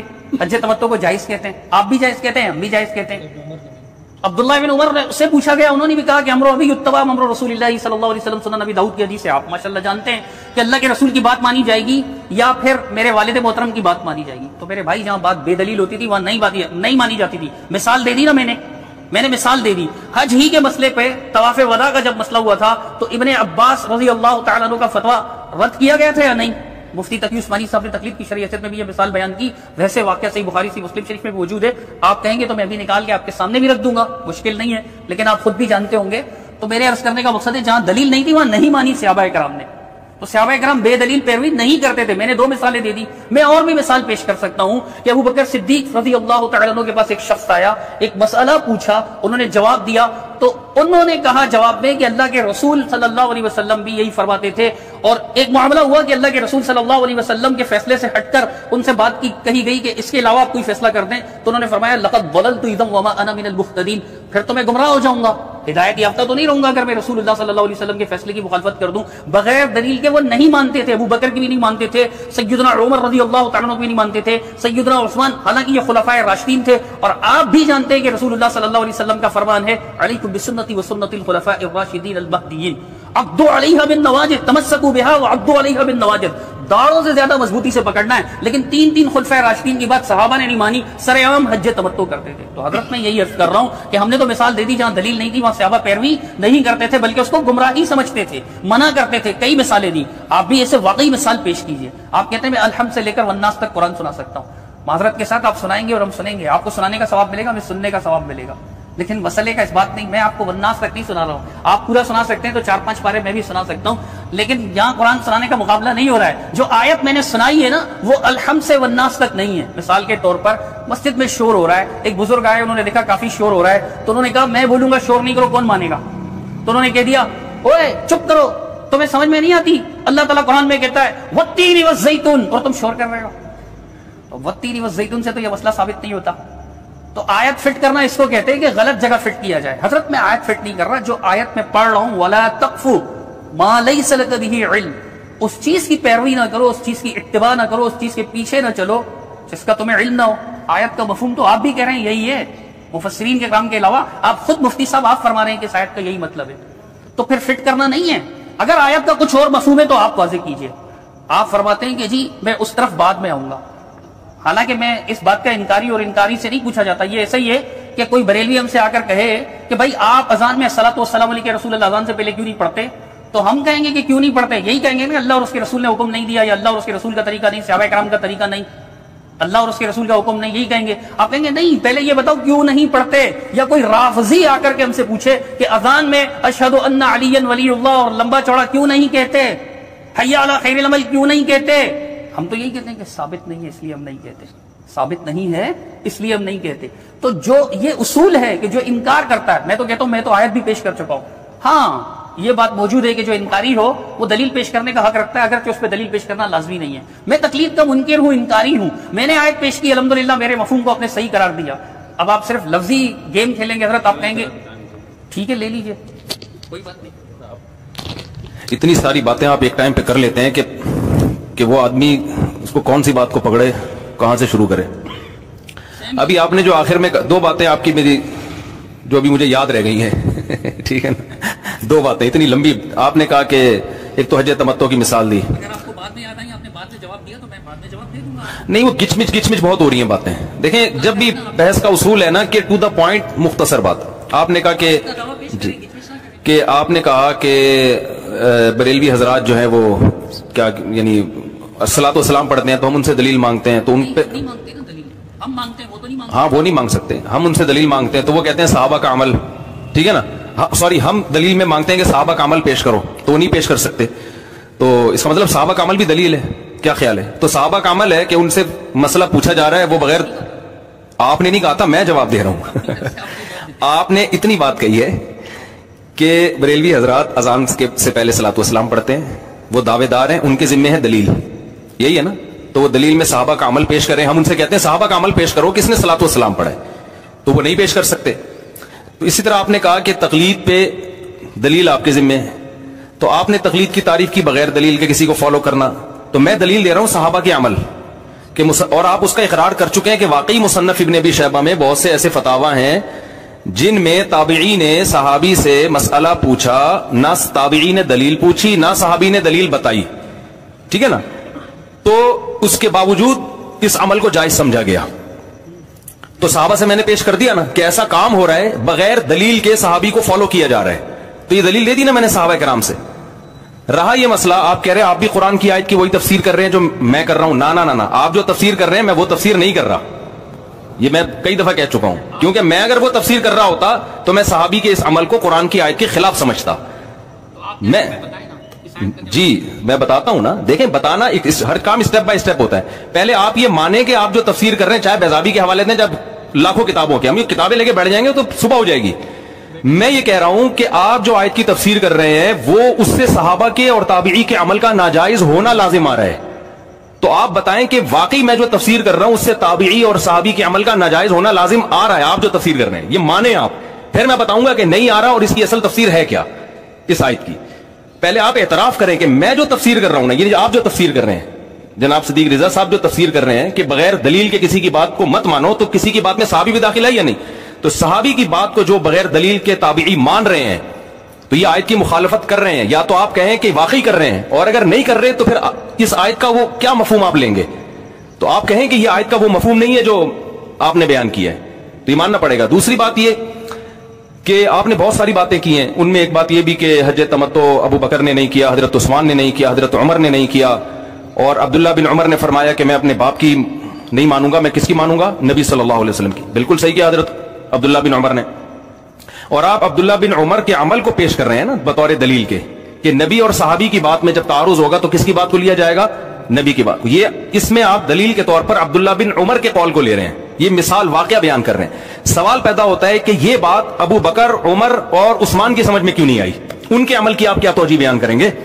حالانکہ ان کے پاس تو حدیث موجود تھی کہ نبی نے تمتع, حج تمتع کیا ہے, پھر بھی ابو بکر, عمر اور عثمان نے اس کی مخالفت کیوں کی؟ اس کی آپ کیا توجیہ بیان کریں گے؟ کیونکہ یہ بات مجھے معلوم, آپ کو معلوم کہ نبی اور صحابہ میں جب ٹکراؤ ہوتا ہے تو کس کو لیا جاتا ہے؟ نبی کو لیا جاتا ہے. تو ابو بکر کو یہ بات کیوں معلوم نہیں تھی, عمر کو یہ بات کیوں معلوم نہیں تھی, عثمان کو یہ, اگر یا تو ان کے پاس حدیث ہی نہ پہنچی ہوتی نا, جبکہ آپ بھی مانیں گے حدیث, حضرت عمر کو تو حدیث بیان کی جاتی تھی حج تمتع کی, تو آپ اس کی کیا توجیہ بیان کریں گے؟ کیونکہ عبداللہ بن عمر کو اگر آپ فالو کر رہے ہیں کہ نبی اور صحابی کی بات میں ٹکراؤ ہوگا تو ہم نے کس کی بات کو لینا ہے؟ نبی کی بات کو لینا ہے. تو عبداللہ بن عمر کے قول کو آپ لے رہے ہیں. ہم دیکھ رہے ہیں کہ ابو بکر, عمر اور عثمان جن کو پتہ ہے کہ نبی حج تمتع کر رہے ہیں, تو وہ نبی کے مقابلے میں اپنی رائے کیوں پیش کر رہے ہیں؟ وہ ان کے عمل کو آپ کیا کہیں گے؟ غلط کہیں گے؟ تو آپ نے ابھی یہ کہا کہ صحابہ کا یہ معمول تھا کہ نبی کے مقابلے میں کسی صحابی کی بات کو ترجیح نہیں دیتے تھے, تو صحابہ میں تو سب سے پہلے ابو بکر, عمر داخل ہیں. وہ کیوں ترجیح دے؟ وہ کسی کی نہیں, وہ تو اپنی رائے کو ترجیح دے رہے ہیں نبی کے مقابلے میں. تو آپ اس کی کیا توجیہ بیان کریں گے؟ اگر آپ, یا تو آپ کہیں کہ ان تینوں صحابہ نے غلط کیا, ابو بکر نے بھی غلط کیا, نبی کے مقابلے میں اپنی رائے پیش کی, عمر نے بھی غلط کیا, عثمان نے بھی غلط کیا, یا آپ کہیں کہ غلط کیا, یا آپ یہ کہیں کہ انہوں نے صحیح کیا لیکن عبداللہ بن عمر کی بات کا مطلب کچھ اور تھا. تو دونوں میں سے ایک بات کہیں, یا آپ کہیں بھی مجھے نہیں پتا, میں یہ تعارض حل نہیں کر سکتا. جب آپ کہیں گے مجھے نہیں پتا تو پھر میں بتاؤں گا مجھے پتا ہے, ٹھیک ہے نا, پھر میں اس کا مطلب پیش کروں گا.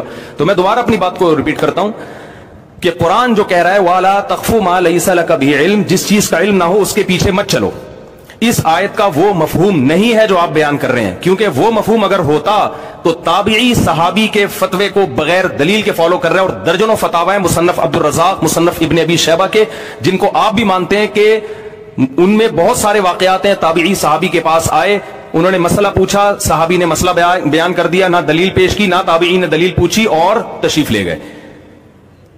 تو آپ اس بات کا جواب دیں, آپ اس کا یہ جواب دیتے ہیں کہ صحابی کے پاس دلیل تھی, اختصاراً پیش نہیں کی.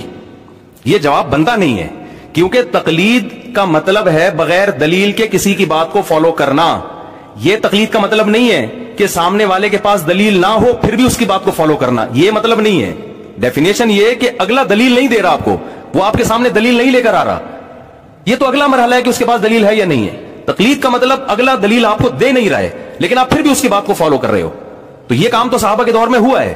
تو اس کو آپ کیا کہیں گے؟ اس کو آپ واضح کریں, ٹھیک ہے نا, کہ بات اس کو واضح کریں گے تو دعویٰ آپ کا منقع ہوگا, تنقید ہوگی, نکھرے گا کہ آپ کہنا کیا چاہتے ہیں, پھر ہم آگے چلیں گے انشاءاللہ. تو آپ یہ جو کہہ رہے ہیں کہ میں تقلید کا مدعی ہوں کہ تقلید جائز ہے تو میں دلیل پیش کروں, تو میں پہلے کہہ رہا ہوں کہ آپ جس عمل کو تقلید کہہ رہے ہیں آپ ہی کے مطابق وہ عمل صحابہ کے دور میں ہوا ہے.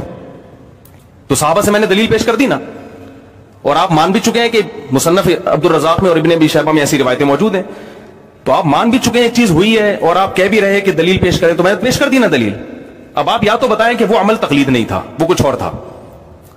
یعنی ٹو دا پوائنٹ اگر آپ بات کریں گے نا تو دو لفظوں میں کہیں گے مفتی صاحب آپ کو غلط فہمی ہو رہی ہے, جو صحابی تابعی جو صحابی کی بات کو فالو کر رہے ہیں اور ان سے دلیل کا مطالبہ نہیں کر رہے اور دلیل بھی نہیں مانگ رہے, اور یہاں دلیل کا کوئی تذکرہ بھی نہیں ہو رہا, تو اصل میں ایکچولی اس کو تقلید کہتے ہی نہیں ہے. تو پھر میں پوچھوں گا پھر بتائیں کس کو کہتے ہیں. چائے لیتے مفتی صاحب کو دیں, آ رہی ہوگی اور آ رہی ہوگی, چائے دیتے ہیں پھر بات کرتے ہیں. ضرورت نہیں, میں شارٹ کرتا ہوں. جتنے بھی میں نے نام لیے ریکارڈ میں آ گئے ہیں سارے, یہ سب غلط تفسیر کر رہے ہیں, اس کی تو کچھ اور ہی تفسیر ہے. میں تو یہ تفسیر اپنی طرف سے نہیں کر رہا, اور شروع میں نے آپ سے تائید لی تو آپ نے کہا بالکل اس کا یہی مطلب ہے, ریکارڈ موجود ہے. شروع میں تو آپ نے خود بھی یہی کہا تھا.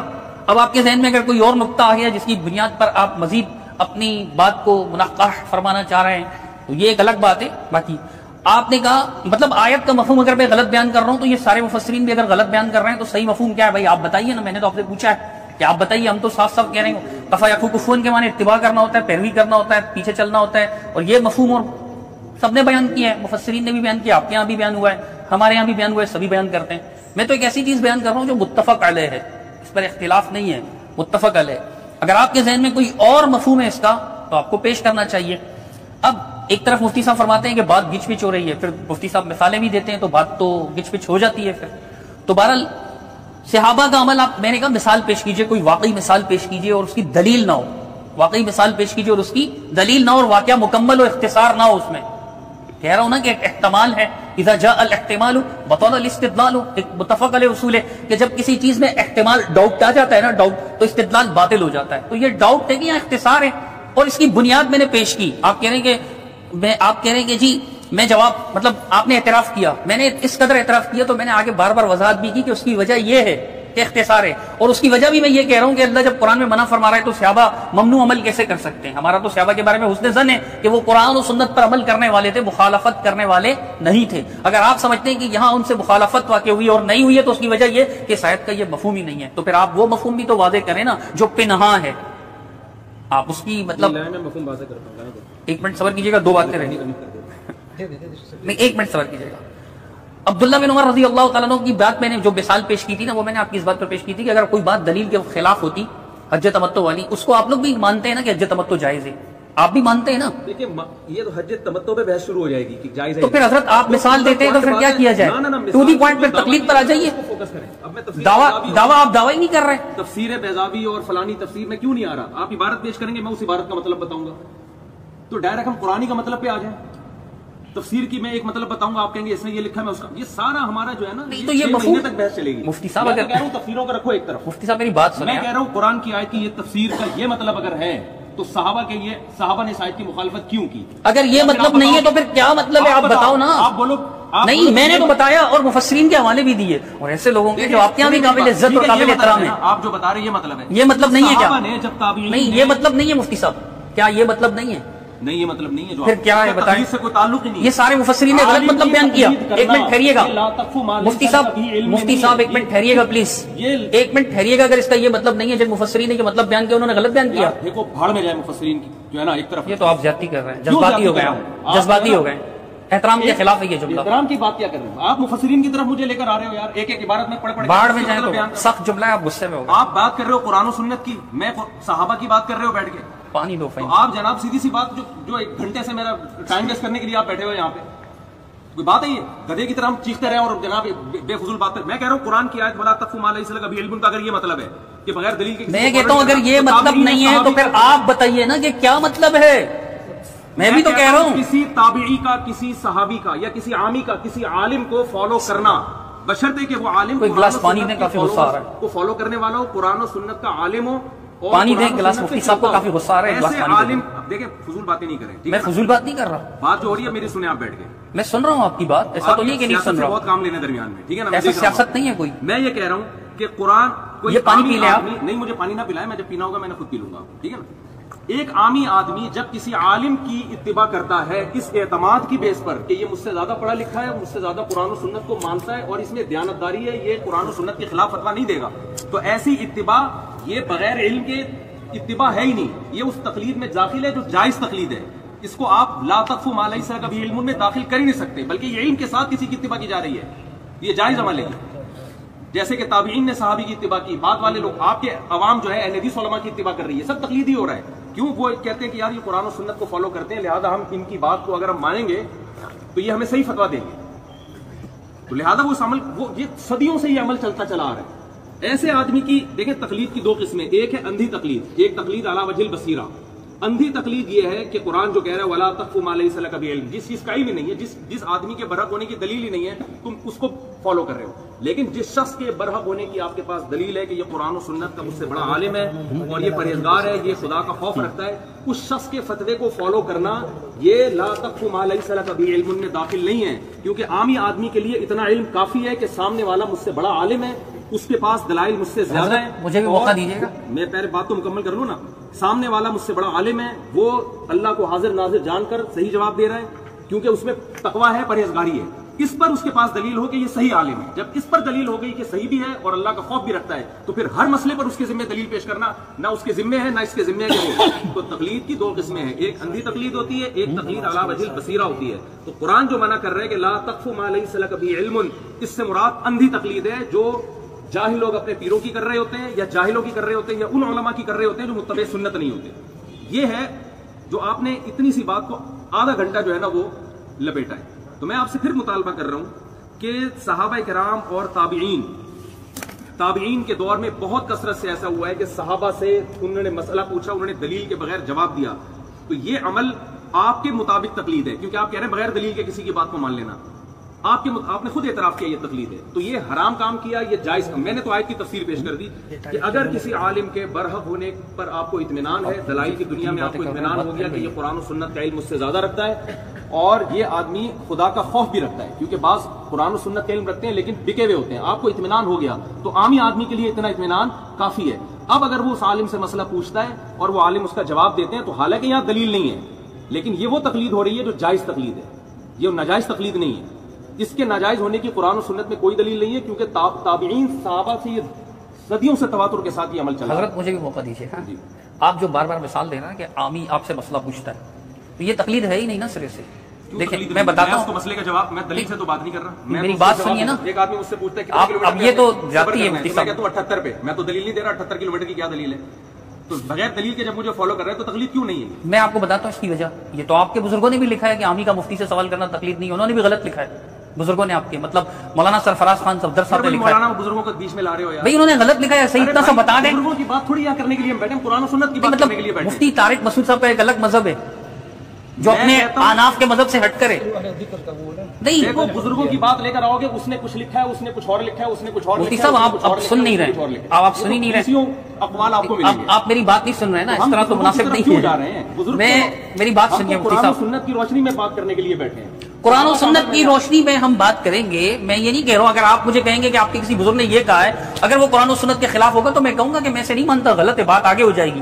آپ بھی اتنا کہتے ہیں کہ جو بزرگوں نے یہ لکھا ہے کہ بھئی عامی کا مفتی سے سوال کرنا تقلید نہیں ہے، یہ غلط لکھا ہے. اصول فقہ کی کتابوں میں لکھا ہوا ہے، دیکھیں مسلم الثبوت میں لکھا ہوا ہے، فواتح الرحموت میں لکھا ہوا ہے. کوئی تقلید کا معنی کچھ اور لیتا ہے، کوئی بزرگ تقلید کا معنی کچھ اور لیتا ہے، کوئی بزرگ تقلید کا معنی کچھ اور لیتا ہے. تقلید کا یہ مختلف اصطلاحی تقلید جو ہے نا، اصطلاح کہہ رہے ہیں تقلید علی الاطلاق حرام ہے، تو اس سے وہ تقلید مراد لے رہا ہوتا ہے جو اندھی تقلید ہے. ایک عالم کہہ رہا ہوتا ہے تقلید علی الاطلاق جائز ہے، اس سے وہ تقلید مراد. اب تو آپ میری بات ہی نہیں سن رہے حضرت. اس لیے اگر ہم بزرگوں کے قول میں گئے نا تو ایک ایک قول کی تشریح کے لیے 1 گھنٹہ چاہیے پھر ہمیں. مفتی صاحب آپ میری بات ہی نہیں سن رہے نا. پہلے آپ بڑے دیکھیں میری بات سنیں، آپ میری بات تو سنیں. پہلے آپ بڑے اطمینان سے میری بات بھی سن رہے تھے اور اپنی بات بھی کر رہے تھے، بات اچھی ہو رہی تھی. سن رہا تھا کہ آپ نا اسی بات کو ریپیٹ. تو جب مسئلہ حل ہی نہیں ہوگا تو ریپیٹ ہی ہوگا نا. جب آپ مسئلہ حل ہی نہیں کریں گے تو آپ نے دعویٰ کیا بغیر دلیل کے کسی کی بات کو ماننا. آپ کتنی بار نہیں، آپ سن ہی نہیں رہے ابھی. یہ تو مناسب بات نہیں ہے، آپ سن ہی نہیں رہے. آپ جب سے بات شروع کی ہے مصنف ابن ابی شیبہ کیے جائیں گے تو میں جواب دوں گا تو ریپیٹ ہو جائے گا. میں صحابہ کی بات کر رہا ہوں تو مثال اسی سے لا رہے ہیں نا، وہی بات آپ بار بار. پہلی کی تقلید کی ہے جس کو آپ بھی مانتے ہیں. مفتی صاحب آپ اپنی پہلی بات سے یہی بات کر رہے ہیں نا. مفتی صاحب آپ شروع سے لے کر اب تک یہی بات دہرا رہے ہیں نا، تو یہ ریپیٹ نہیں ہے. میں اس کا جواب دیتا ہوں تو یہ ریپیٹ ہوتی ہے. جواب دے رہے ہیں نا، اس کا جواب ہی نہیں دے. آپ غلطی واضح کریں. میں غلطی آپ کی واضح کر رہا ہوں کہ کیسے غلط ہے. نے صحابی کی بات کو بلا دلیل مانا، اس پہ درجنوں. میں کہتا ہوں مثالیں پیش کریں، وہ واقعی مثال ہو. آپ بولو کہ ایسا نہیں ہوا، پھر میں مثالیں پیش کروں گا. یہ کیسے بولوں میں؟ خود مان بھی آپ مدعی ہیں، آپ دلیل بھی نہیں دے رہے. نہیں، مدعی پر لازم ہوتا ہے نا کہ دلیل پیش کرنا. آپ مدعی، آپ دلیل پیش کریں. دلیل اس وقت لازم ہوتا ہے. نہیں، اللہ قرآن میں تو یہ فرماتا ہے نا، آتوا برہانکم ان کنتم صادقین. اگر آپ سچے ہو تو آپ اپنی دلیل لاؤ. یہ قرآن نے کہا ہے نا. پیش کرنا اس وقت ہوتا ہے جب مدعا علیہ انکار کرے اس کا. یہ کس نے کہا ہے آپ سے؟ یہ آپ اپنے اصول بناتے رہتے ہیں خود ہی بیٹھ کر. ابھی آپ نے کہا کہ بھئی تقلید علی وجہ البصیرت ہوتی ہے. دیکھو آپ میری بات تو سنیں. آپ نہیں، آپ میری بات ہی نہیں سن رہے. میرے ذمہ دلیل پیش. مفتی صاحب آپ میری بات نہیں سن رہے. کیوں دلیل پیش کروں؟ آپ میری بات نہیں سن رہے. مسجد آپ کی ہے، مجمع آپ کا ہے، لیکن مجھے اس کی کوئی پرواہ نہیں ہے. ریاستاً کہنے کی ضرورت نہیں، مسجد آپ کی، مجمع آپ کا. تو پھر سنیے نا، پھر سنیے نا، پھر سنیے. علمی بات ہے، اس پہ تو آپ سنیں تو صحیح نا. نہیں، شو آپ مارتے ہیں پھر دنیا کو برہم دکھائیں گے. مفتی صاحب کی مسجد میں کیا مفتی صاحب؟ ارے برہم کی بات نہیں ہے. کیمرہ میں نے آپ کا لگا. آپ سے بڑوں سے بات کر چکا ہوں میں، آپ کا کیا برہم دکھاؤں گا؟ گھنٹے سے یار آپ کے بڑوں سے میں بات بات کر چکا ہوں جو آپ سے بڑے ہیں کئی لحاظ سے. میں چھوٹے سے تم بات نہیں کر پا رہے ہو یار بات موجود ہے ریکارڈ میں, مفتی صاحب ریکارڈ پر موجود ہے. آپ کہہ رہے ہیں آپ میری بات ہی نہیں سن رہے, تنگ آمد بجنگ آمد والی بات کر رہے ہیں آپ, شور ہی نہیں. میں کہہ رہا ہوں کر رہے ہیں آپ بالکل عام لوگوں کی طرح شور کر رہے ہیں, آپ شور کر رہے ہیں, آپ مجھے بولنے ہی نہیں دے رہے. بشرطے کہ مدعا علیہ انکار کرے. یہ اصول کہاں ہے, یہ اصول کہاں ہے حضرت؟ پوری دنیا کا مسلمہ اصول ہے. نہیں دکھائیں گے یہ آپ کہہ رہے ہیں بغیر دلیل کے, تو پھر مدعی کے ذمہ میں کہہ رہا ہوں آپ ثبوت پیش کریں. ہاتھو برہانکم ان کنتم صادقین, قرآن نے کہا یا نہیں؟ اگر تم سچے ہو تو اپنی دلیل پیش کر دو. قرآن نے کہا ہے کہ ان لوگوں سے مطالبہ کیا جو انکار کر رہے ہیں. تو میں کہہ رہا ہوں آپ واقعی مثال پیش کریں. تقلید کی مثال نہیں ہے, تقلید کی مثال نہیں ہے, چونکہ شاہ ولی اللہ جیسا بندہ بھی لکھتا ہے کہ 4 صدی سے پہلے یہ تقلید کا سسٹم نہیں تھا. دلیل لے کر آؤ جو مشرکین سوال کرنا تقلید ہے ہی نہیں. آپ میری بات ہی نہیں سن رہے, اب آپ میری بات ہی نہیں سن رہے, تکرار ہو رہی ہے, میری بات نہیں سن رہے. آرام آرام سے بات کریں. آپ کہہ رہے ہیں اللہ وجل بصیرہ تقلید ہوگی. مقلد میں بصیرت ہوتی ہے؟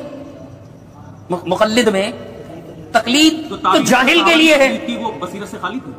کس نے تقلید کی؟ وہ تو سوال تھا, سوال تقلید ہوتا ہی نہیں ہے. نہیں تھی وہ تقلید, اگر نہیں تھی وہ فالو کر رہے ہیں, صحابی کے فتوے کو فالو کر رہے ہیں. دیکھیں مفتی صاحب میری بات سنیں, حالانکہ آپ تقلید کی تعریف یہ کر رہے ہیں. حضرت میری بات تو سنیں ذرا, ادھر دیکھیں آپ. فاسألوا اہل الذکر ان کنتم لا تعلمون, قرآن کا حکم ہے یا نہیں؟ اب قرآن کو ماننا تقلید ہے؟ دیکھو فاسألوا اہل الذکر ان کنتم لا تعلمون, تمہیں علم نہیں ہے تو ان سے پوچھو جو علم رکھنے والے. جب پوچھو گے تو ان کے فتوے کو فالو بھی کرو گے نا, تو پتہ چلا کہ ایک عالم کے فتوے کو فالو کرنا نہیں جائز عمل ہے. آپ میری بات سنیں, آپ تقلید کہو یہ یا آپ کہو یا کچھ بھی کہو, آپ کہہ رہے ہیں فاسألوا اہل الذکر ان کنتم لا, فہیم صاحب بولیں تو سن لیں. فاسألوا اہل الذکر ان کنتم لا تعلمون, جب وہ بات کرے گا تو آپ اس کو فالو بھی کرو گے نا؟ نہیں کریں گے, کیونکہ صرف یہ آیت تو نہیں ہے نا کہ فاسألوا اہل الذکر ان کنتم لا تعلمون, اس کے ساتھ ساتھ یہ آیت بھی تو ہے نا کہ ولا تقف ما ليس لك به علم, جس چیز کا علم نہ اس کی پیروی نہ کرو.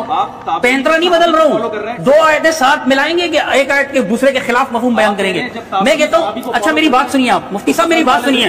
اگر ایک بندہ ایک رافضی مفتی سے سوال پوچھتا ہے, رافضی مفتی سے سوال پوچھتا ہے اور وہ اس کو رافضی مفتی جواب دیتا ہے, تو ایک عام آدمی جو ہے, عام آدمی جاہل مقلد جو ہے, کیونکہ مقلد تقلید تو جاہل کے لیے, یہ سرفراز خان صفدر صاحب نے لکھا ہوا ہے, بڑوں نے لکھا ہوا ہے, ان کا کیا قصور, بڑوں نے بھی لکھا ہوا ہے کہ تقلید جاہل ہی کے لیے ہے. تو آپ مجھے یہ بتائیے, آپ تو ماشاءاللہ عالم اور جاہل نہیں ہو, آپ کو تو تقلید کرنی ہی نہیں چاہیے, لیکن آپ مجھے یہ بتائیے کہ ایک رافضی مفتی سے ایک بندہ سوال پوچھتا ہے, وہ عام آدمی رافضی مفتی اس کو جواب دیتا ہے, وہ اس پہ عمل کرے, یہ قرآن کی آیت کے مطابق ہے؟ رافضی مفتی کی تقلید کرنا یہ اس مفتی میں داخل نہیں ہے جس کا برحق ہونا دلائل سے ثابت ہے. ہم اس مفتی کی بات کر رہے ہیں جس کا برحق ہونا دلائل سے ثابت ہو. ہاں تو برحق ہونا کیسے ثابت ہوگا؟ برحق ہونا کیسے ثابت ہوگا؟ برحق ہونا جن کے علم پر اتفاق ہے پوری امت کا, اجماع امت بھی ایک بہت بڑی دلیل ہے. بہت اچھا. جس کے علم پر مجتہد ہونے پر پوری امت کا اجماع ہو, اجماع امت بذات خود ایک دلیل ہے. ہم اس کی تقلید کی بات کر رہے ہیں, ہم کسی رافضی کی یا کسی پکوڑے والے کی تقلید کی بات تھوڑی کر رہے ہیں. نہیں میری بات سنیں, میں نہیں, آپ جس طرح کہہ رہے ہیں نا, دیکھیں آپ بات سنتے ہی نہیں ہے نا. انہوں نے بڑی ایک بات کی کہ تابعی جب صحابی سے پوچھ رہے ہیں تو فاسألوا اہل الذکر ان کنتم لا تعلمون کے مفہوم میں یہ داخل ہے. یہ اچھی بات کی انہوں نے کہ یہ فاسألوا اہل الذکر ان کنتم لا تعلمون. میری بات تو سنیں نا. علم نہیں تھا, انہوں نے صحابی سے پوچھا کیونکہ تابعی کے پاس علم نہیں ہے, صحابی نے جواب دے دیا, ٹھیک ہے نا, سوال پوچھا, انہوں نے جواب دیا, انہوں نے اس جواب کو فالو کیا. تو یہ جو تابعی نے صحابی کو فالو کیا ہے, حالانکہ صحابی نے دلیل نہیں دی ہے, تو بغیر دلیل کے تابعی نے جو صحابی کو فالو کیا, آپ اس کو جائز کہیں یا ناجائز کہیں؟ اگر میں اس کا جواب دوں آپ کو, میں آپ کی اس بات کا جواب دیتا ہوں آپ کو. ایک منٹ میری بات تو سنیں نا حضرت, میری بات تو سنیں نا. آپ نے یہاں پر جب ہماری بات شروع ہوئی تھی, میں نے آپ سے پوچھا تھا کہ عقیدے میں تقلید جائز ہے, آپ نے کہا جائز نہیں ہے. میں نے آپ سے پوچھا تھا حلت و حرمت کے مسئلے میں تقلید جائز ہے, آپ نے کہا تھا جائز نہیں ہے. میں نے آپ سے پوچھا تھا منصوص مسئلہ, یعنی وہ مسئلہ جو قرآن و حدیث میں موجود ہے اس میں تقلید جائز ہے, آپ نے کہا تھا جائز نہیں ہے. تو آپ کو جو مثال پیش کریں گے نا, میں اس لیے کہہ رہا ہوں آپ مثال پیش کریں کہ وہ مسئلہ عقیدے کا ہے, تو پھر تو اس میں تو تقلید آپ کے اصول پر بھی جائز نہیں ہے. میری بات تو سنیے نا, یہ تو حلال و حرام کا مسئلہ ہے, حلال و حرام میں تو تقلید آپ کے نزدیک بھی جائز نہیں ہے, تو پھر کیوں کر رہا ہے تابعی صحابی کی؟ تو پھر آپ کیوں کہہ رہے ہیں کہ تقلید ناجائز ہے حلال و حرام میں؟ بولیے کہ جائز ہے. حلال و حرام کا مسئلہ ہے نا طلاق کا. ہاں تو آپ کہہ رہے ہیں فتوا دے رہے ہیں 3 دینے والے کو کہ ہو گئی یہ بیوی حرام. حلال و حرام کا مسئلہ ہے. تابعی عبداللہ بن مسعود سے بغیر دلیل کے اپنی بیوی کو حرام سمجھ کے چلے جاتے ہیں. حلال و حرام کے مسئلے میں تابعی کیوں کر رہے ہیں, سوال یہ پیدا ہوتا ہے. وہ تو بغیر دلیل کے فالو کر رہے ہیں. میری بات تو سنیں مفتی صاحب, یا تو ٹائم مقرر کر لینا. مفتی صاحب میری بات سنیں, ٹائم مقرر کر لیں, 5 منٹ ٹائم مقرر کر لیں. آپ اپنے 5 منٹ میں بولیں, میں اپنے 5 منٹ میں بات کروں. ایک منٹ بولیں. وہ جو مصنف ابن شیبہ کی مفتی صاحب بات کرتے ہیں, یا عبدالرزاق کی, یا سنن کبریٰ امام بہقی رحمہ اللہ کی, اس طرح ابن خزیمہ کی جتنی بھی آثار صحابہ نقل کرتے ہیں, اس میں ایک تابعی نے کبھی بھی صحابی کے اس طرح بات کو فالو نہیں کیا کہ اس پر دلیل نہ ہو. اگر صحابی سے اس نے نہیں پوچھا ہوا ہو تو اسی باب میں اللہ کے نبی سے وہی روایت نقل ہوتی ہے. دیکھیں میں آپ کی بات سمجھ گیا, بہت اچھی بات کی, بہت بہترین بات کی آپ نے کہ تابعی نے صحابی کو فالو کیا, دلیل کا مطالبہ تو نہیں کیا, لیکن فی نفسی ہی دلیل اس پر موجود تھی, ٹھیک ہے, فی نفسی ہی دلیل موجود تھی, لیکن تابعی نے صحابی سے دلیل پوچھی نہیں. دلیل معلوم تھا, تابعی کو معلوم ہوتی تو پھر صحابی سے کیوں پوچھتے وہ, جب دلیل تابعی کو معلوم ہوتی تو کیوں بعض اوقات معلوم بات پہ بھی سوال کیا جاتا ہے, سوال اس لیے کیا جاتا ہے کہ اس پر دلیل ہے یا نہیں ہے, تو جب کنفرم ہو جاتا ہے تو کنفرم کرنے کے لیے اس نے کہا دلیل تو موجود تھا اصل میں اللہ کے نبی سے, لیکن کچھ مسائل ایسے ہوتے ہیں یعنی آپ کا دیکھیں ہر چیز کو تنقید کرنی پڑتی ہے نا, سمجھ لیجیے. تابعی نے صحابی سے طلاق کا مسئلہ پوچھا, ٹھیک ہے, صحابی نے فتویٰ دیا کہ ہو گئی ہے, ٹھیک ہے, تو تابعی کے پاس دلیل موجود نہیں تھی, تبھی تو صحابی سے پوچھا, ہوتی تو کیوں پوچھتے ہو, ان کو تو نہیں پتا تھا حدیث میں کیا ہے. صحابی کے پاس دلیل موجود تھی مگر انہوں نے تابعی کو بتائی نہیں, وہ دلیل. تو اب تابعی صحابی کو جو فالو کر رہا ہے, دلیل موجود تو ہے لیکن صحابی کے سینے میں, وہ بتا نہیں رہے تابعی کو. تابعی پھر بھی صحابی کو فالو کر رہے ہیں بغیر دلیل کے. یہ نہیں, بغیر دلیل کا مطلب نہیں کہ دنیا میں دلیل موجود ہی نہ ہو سرے سے, لیکن صرف اعتماد کر رہے ہیں تابعی صحابی پر کہ بھائی یہ ہم سے زیادہ پڑھے لکھے ہیں, انہوں نے نبی مفتی صاحب میری بات ابھی میری مکمل ہونے دے, ٹھیک ہے نا, تو پھر روانی کب ہوگی, 5 منٹ رکھ لیں تو تاکہ ایک دوسرے کو کراس نہ کریں. اس کو تابعی صحابی کی بات کو تو مان نہیں رہے, اس اعتماد کی بیس پہ لے رہے ہیں کہ یہ ہم سے زیادہ پڑھے لکھے ہیں, ان کو قرآن و سنت ہم سے زیادہ ہوگی, ان کے پاس کوئی دلیل ہمیں اگرچہ معلوم نہیں ہے, لیکن یہ بغیر دلیل کے بات کر نہیں سکتے. اس اعتماد کی بنیاد پر بغیر دلیل کے تابعی نے صحابی کی بات کو فالو کیا, یعنی دلیل کے مطالبے کے بغیر, مطالبہ نہیں کیا, اعتماد کی بیس پہ.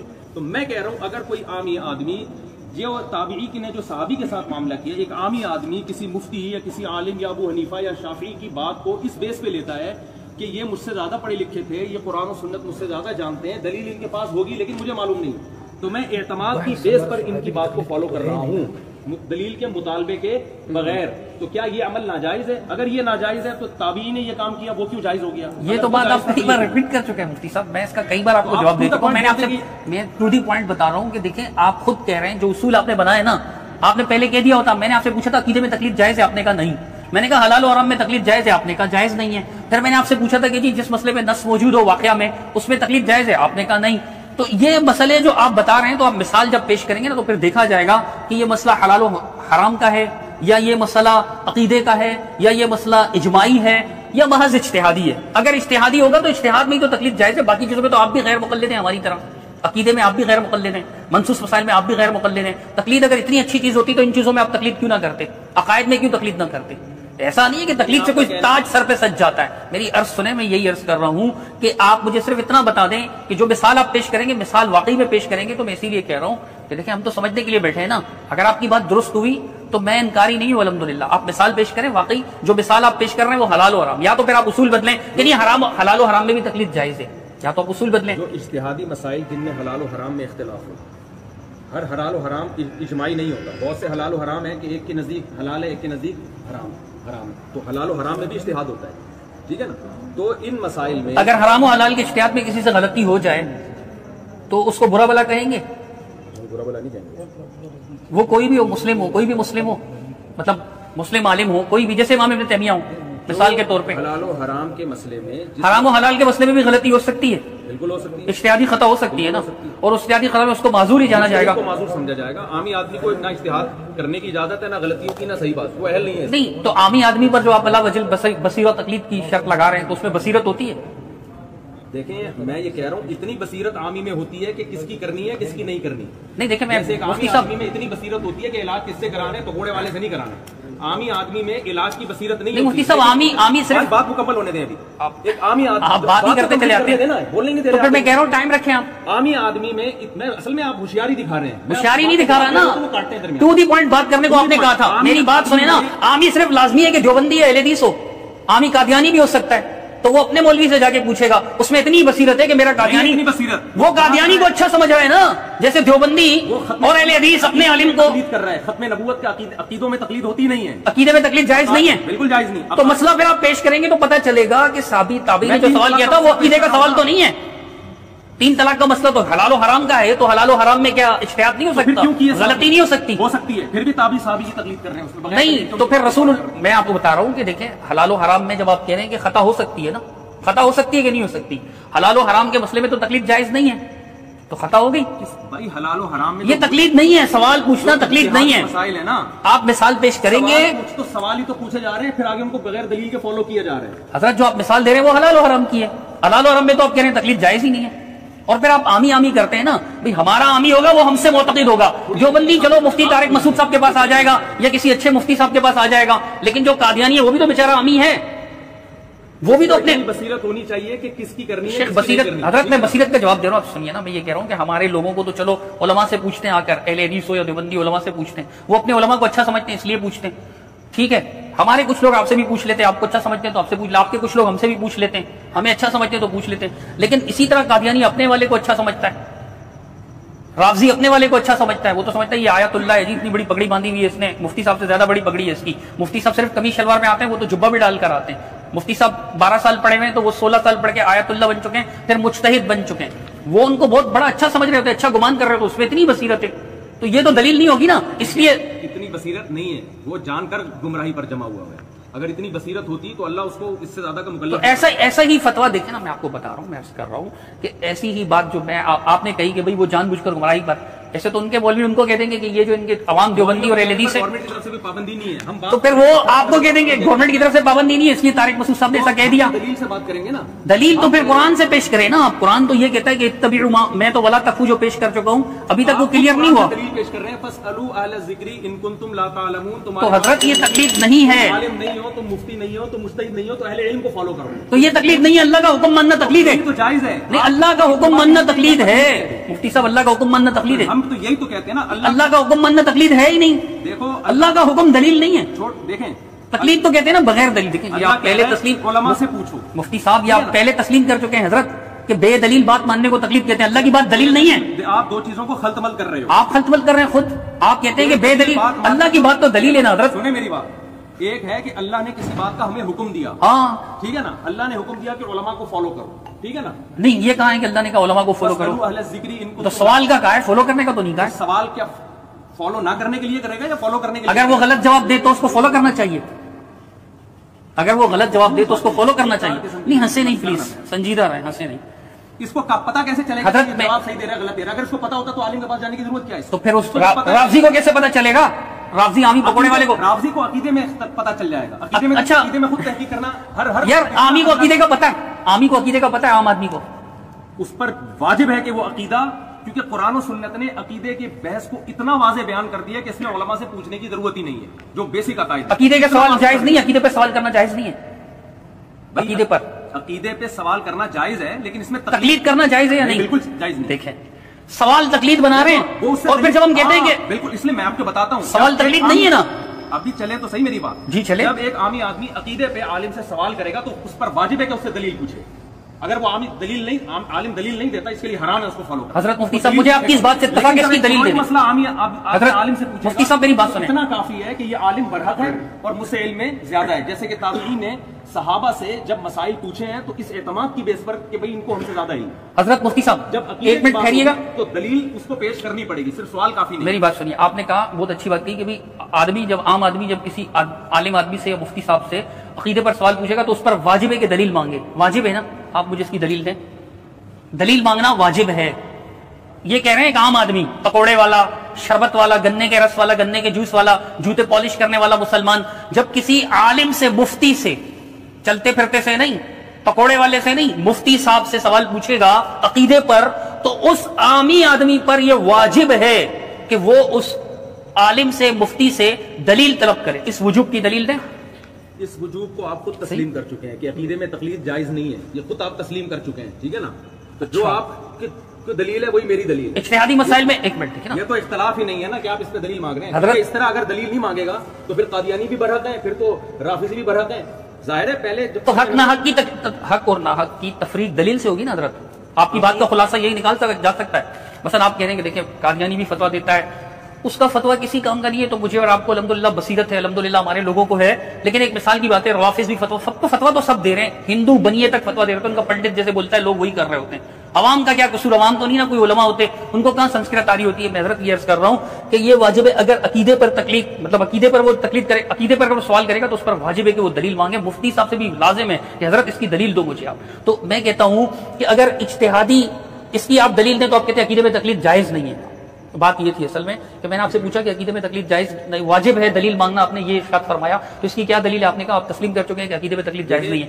جی میں مفتی صاحب میری بات سوال مکمل ہو جائے. میں نے عرض کیا تھا کہ ٹھیک ہے یہ بات تو سمجھ میں آ گئی, تو یہ تو دلیل سے ثابت عقیدے میں تقلید جائز نہیں ہے, یہ کس دلیل سے ثابت ہے؟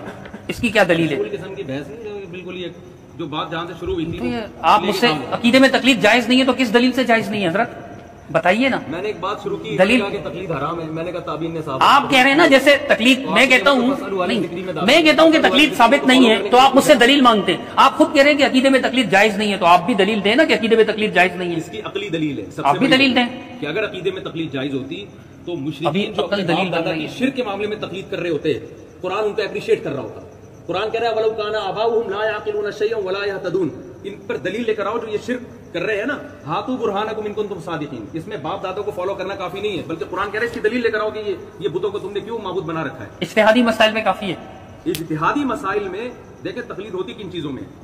عقیدے میں قرآن اور سنت نے عقیدے کے باب کو اتنا واضح کر دیا, مجھے جب تک پورا نہ بات مکمل کروں آپ خاموش. قرآن و سنت نے بیسک عقائد کے باب کو اتنا واضح کر دیا ہے کہ اس میں آپ عالم کو پرکھنے کے لیے بھی دلیل دیکھو گیا کہ یہ عالم صحیح ہے بھی کہ نہیں. آواز آئے گی کہ عالم کو پرکھنے کے لیے بھی, ورنہ تو قادیانی بھی صحیح ہو جائیں گے اور ہر ایک صحیح ہو جائے گا نا. تو پہلے یہ عقیدہ بھی اس کا درست ہے یا نہیں, اس کو قرآن و سنت نے, بلکہ یہ تو قرآن غیر مسلموں کے خلاف بھی حجت ہے جو علماء کو سرے سے مانتے ہی نہیں ہیں. ان کو بھی قرآن کہہ رہا ہے کہ ہاتھو برہانکم, جو اپنے شرک ہے اور جو تم آخرت کا انکار کرتے ہو ان پر دلائل لے کر آؤ. ابھی میری طرف توجہ رکھیں آپ. دوسرا مسئلہ ہوتا ہے مسائل کا, عقیدے کی بات تو مکمل. دوسرا مسئلہ ہوتا ہے مسائل کا.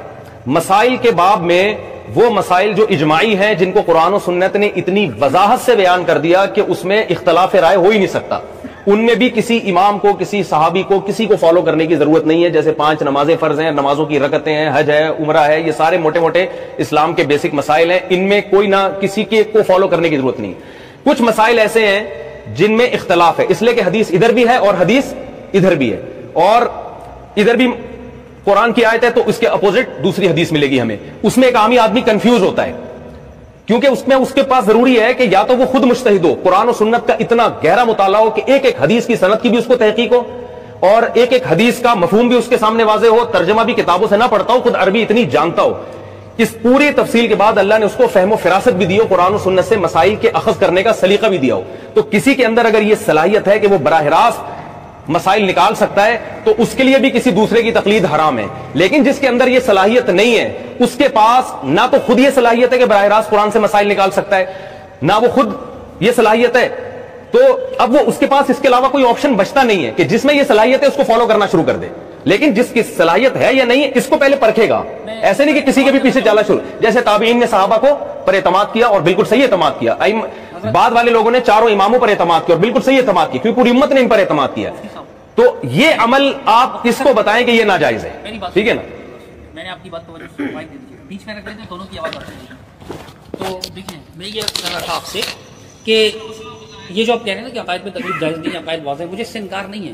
لیکن یہ جو آپ فرعی کی مثال دے رہے ہیں کہ فروع میں واجب ہے, مجھے اس کی دلیل دیتے ہیں آپ فروع میں واجب ہے, عقائد میں جائز نہیں ہے. ایک منٹ میری بات تو سن لیں پوری چیز. دیکھیں آپ کہہ رہے ہیں کہ 2 حدیث ہیں, اس کو تحقیق نہیں ہے. مثال کے طور پہ 2 حدیث ہیں, اس کو اتنی تحقیق ہی نہیں ہے, ایک ایک راوی کا پتہ ہونا چاہیے. عقیدہ زیادہ اہم ہے, عقیدہ زیادہ اہم ہے. تو مسائل عقائد میں بھی اختلافی مسائل موجود ہے, تک کہ ختم نبوت بھی تو عقیدے کا مسئلہ ہے نا. لیکن اسی طرح علم غیب کا مسئلہ ہے, اسی طرح نور و بشر کا اور بہت سارے مسائل ہیں. میں یہ عرض کر رہا ہوں کہ ایک مسئلے پہ 2 حدیث ہیں, مثال کے طور پہ 2 حدیث ہیں, 2 حدیثیں ایک مسئلے پر. عام مثال میں رفع الدین کی دوں گا, چونکہ آپ نے اپنی وائس میں کہا تھا کہ وہ رفع الدین کی بحث چھڑ دے گا, میں نہیں چھیڑ رہا. میں یہ کہہ رہا ہوں کہ ایک مسئلے پہ 2 حدیثیں اور ایک ضعیف ایک نہیں. مسئلہ اجتہادی نوعیت کا ہے, فرعی نوعیت کا ہے, کفر اسلام کا نہیں ہے. یار یہ رفع الدین, فاتحہ خلف الامام, یہ کفر اسلام کے مسائل تو نہیں ہے نا, نہیں ہے نا یہ کفر اسلام کے مسائل. تو اگر اس کو وہ حدیث ملتی ہے, وہ اس پر عمل کرتا ہے, اس کے لیے جائز ہے یا نہیں؟ اگر وہ مطلب اگر وہ غلطی بھی کرے گا تو کیا وہ اس غلطی کی وجہ سے اجتہادی مسئلہ ہے, فرعی مسئلہ ہے, لیکن اس نے دیکھا کہ یہ رسول اللہ صلی اللہ علیہ وسلم کی حدیث ہے, چلو میں اس کو فالو کرتا ہوں, حالانکہ وہ ہے حنفی, چلے حنفی کو بھی چھوڑ دیں, وہ شافعی ہے, لیکن اس نے دیکھا کہ یہ مسئلہ ایسا ہے میرے مذہب میں, لیکن یہ حدیث ایسے, وہ حدیث پہ اگر عمل کر لیتا ہے تو کیا وہ گناہگار ہوگا؟ ایک عامی آدمی جس کو یہ نہیں پتا کہ یہ حدیث منسوخ ہے یا ناسخ ہے, یہ حدیث صحیح ہے یا ضعیف ہے, کیونکہ اس کا اپنا فیصلہ اس کے بارے میں یہ کہ یہ حدیث ضعیف ہے, یہ فیصلہ اس کا اپنا معتبر نہیں ہے, کیونکہ اس کو یہ اللہ نے علم عطا نہیں فرمایا, یہ صلاحیت عطا نہیں فرمائی ہے. لہذا اس کو ایسے موقع پہ کسی عالم پر اعتماد کرنا پڑے گا. اور وہ حدیث کو صحیح یا ضعیف کہنے میں بھی تو عالم پر اعتماد کر رہے ہیں نا. سے بات کریں میں آپ کی بات آپ کہہ رہے ہیں کہ اس میں اتنی صلاحیت ہی نہیں ہے کہ اس کو سمجھ سکے کہ یہ صحیح ہے یہ ضعیف ہے. میں یہ تو میں بات مان رہا ہوں صلاحیت تو عقیدے میں بھی نہیں ہے. عقیدے میں آپ کہہ رہے ہیں کہ اس کے لیے تقلید حرام ہے, جائز ہی نہیں ہے, ناجائز ہے. جتنی بھی مذمت کی جائے کم ہے مولانا سرفراز خان صدر صاحب کے الفاظ میں کہ عقائد کے مسئلے میں جس کی تقلید کرنا ہے وہ سمجھ گیا. ہمیں اب آگے چلیں نا. ٹھیک ہے مولانا سرفراز بیٹھ گئے آپ آگے چلیں. ایک منٹ سر تو مفتی صاحب ہیں, مفتی صاحب خیال رکھیں. دیکھیں حضرت میں یہ کہہ رہا ہوں کہ عقائد میں تو مطلب عقائد میں اس کے پاس اتنا علم کہاں سے آ گیا. عقائد میں بھی تو اختلاف ہے, دلائل کا بھی اختلاف ہے, نصوص کا بھی اختلاف ہے. بات اختلاف سے مجتہدین کا اختلاف مراد ہوتا ہے. یہ نہیں کہ کوئی بھی قادیانی اٹھ کے اختلاف, اس کو ہم اختلافی مسئلہ نہیں کہتے. مجتہدین اور جو صحابہ میں جو اہل علم صحابہ تھے ان کے اختلاف کو ہم اختلافی مسئلہ کہتے ہیں. یہ ذہن میں رکھیں آپ. یہ اختلافی مسائل مطلب نہیں جب ہم کہتے ہیں نا یہ مسئلہ اختلافی ہے تو اس کا مطلب یہ نہیں کہ وہ پکوڑے والے نے اختلاف کیا. پکوڑے والے کی بات نہیں کر رہا تھا, اس کا مطلب ہوتا ہے مجتہدین نے اختلاف کیا ہے یا قادیانی نے اختلاف کو ہم نہیں اس کو اختلاف نہیں کہتے. میری بات سنیے گا. دیکھیے یہ جو جیسے عقیدہ علم غیب کا مسئلہ ہے, ٹھیک ہے, ایک خلق کثیر ہے جو کہتی ہے کہ رسول اللہ مکرم صلی اللہ علیہ وسلم کو جمیع ما کان و یکون کا علم تھا. تو ہمارے علماء کرام کہتے ہیں کہ نہیں ایسا نہیں تھا, جمی تو نہیں تھا, ما کان و یکون تو ہو سکتا ہے لیکن جمی نہیں تھا. تو اب یہ تو مسئلہ ہے, عامی کو کیا پتا کہ جمی ما کان و یکون اور جمی کے بغیر ما کان و یکون میں کیا مسئلہ ہے, ما کان و یکون ہے کیا, ما کان و یکون ہے کیا, ایک عامی کو نہیں پتا. ٹھیک ہے, وہ ایک قادری صاحب سے مسئلہ پوچھ لیتا ہے اور اس کو کہتے ہیں کہ بھائی اللہ کے رسول صلی اللہ علیہ وسلم کو جمی ما کان و یکون کا علم تھا اور اس میں غلطی میں مبتلا ہو جاتا ہے تو یہ اس کے لیے جائز نہیں ہے, حرام ہے. ٹھیک ہے, وہ گناہ گار ہوگا. لیکن اگر وہ اجتہادی مسئلے میں اگر وہ پوچھ لیتا ہے مفتی صاحب سے اور مفتی صاحب اس کو غلط جواب دے دیتے ہیں تو وہ گناہ گار نہیں ہوگا. اگر اس کو پتا ہے کہ غلط جواب ہے تو پھر تو گناہ گار ہوگا. لیکن اگر اس کو پتا نہیں ہے اور عقیدے میں اگر اس کو پتا نہ ہو تو عقیدے میں تو اس پر تحقیق لازم تھی تو اس کے پاس تو صلاحیت ہی نہیں ہے. پکوڑے والا کیوں نہیں ہے صلاحیت؟ عقیدے میں اللہ نے ہر ایک میں یہ صلاحیت رکھی ہے. توحید کا عقیدہ پکوڑے والا کیسے پتا چلائے گا؟ بالکل پتا چلے گا, ورنہ تبھی تو اللہ اس کو جہنم میں ڈالے گا. جو ہے نا پکوڑے والے کو بات نہیں پتا چلے گا کہ اللہ ایک ہوتا ہے. یہ دلائل تو دو چار کی طرح واضح ہے. آپ جذبات میں پکوڑے والے کو پتا ہے کہ نص قطعی کیا ہے اور محتمل کیا ہے, اس کو پتا ہے. اس کو پتا ہے کہ اللہ ایک ہے, ٹھیک ہے نا, اللہ تو ایک ہے, یہ عقلی دلیل ہے. علم غیب عقیدے کا اس کو مسئلہ پتا ہے نہیں کہ یہ پوری امت کا اجماع ہے کہ نبی آخری نبی ہے. مفتی صاحب, ٹھیک ہے نا, مفتی صاحب علم غیب عقیدے کا مسئلہ ہے یا نہیں؟ بالکل عقیدے کا مسئلہ ہے. ہاں, تو ایک پکوڑے والے کو کیا پتا کہ جمی ماں کا ملکن کی جو روایت پیش کی جا رہی ہے وہ ضعیف ہے.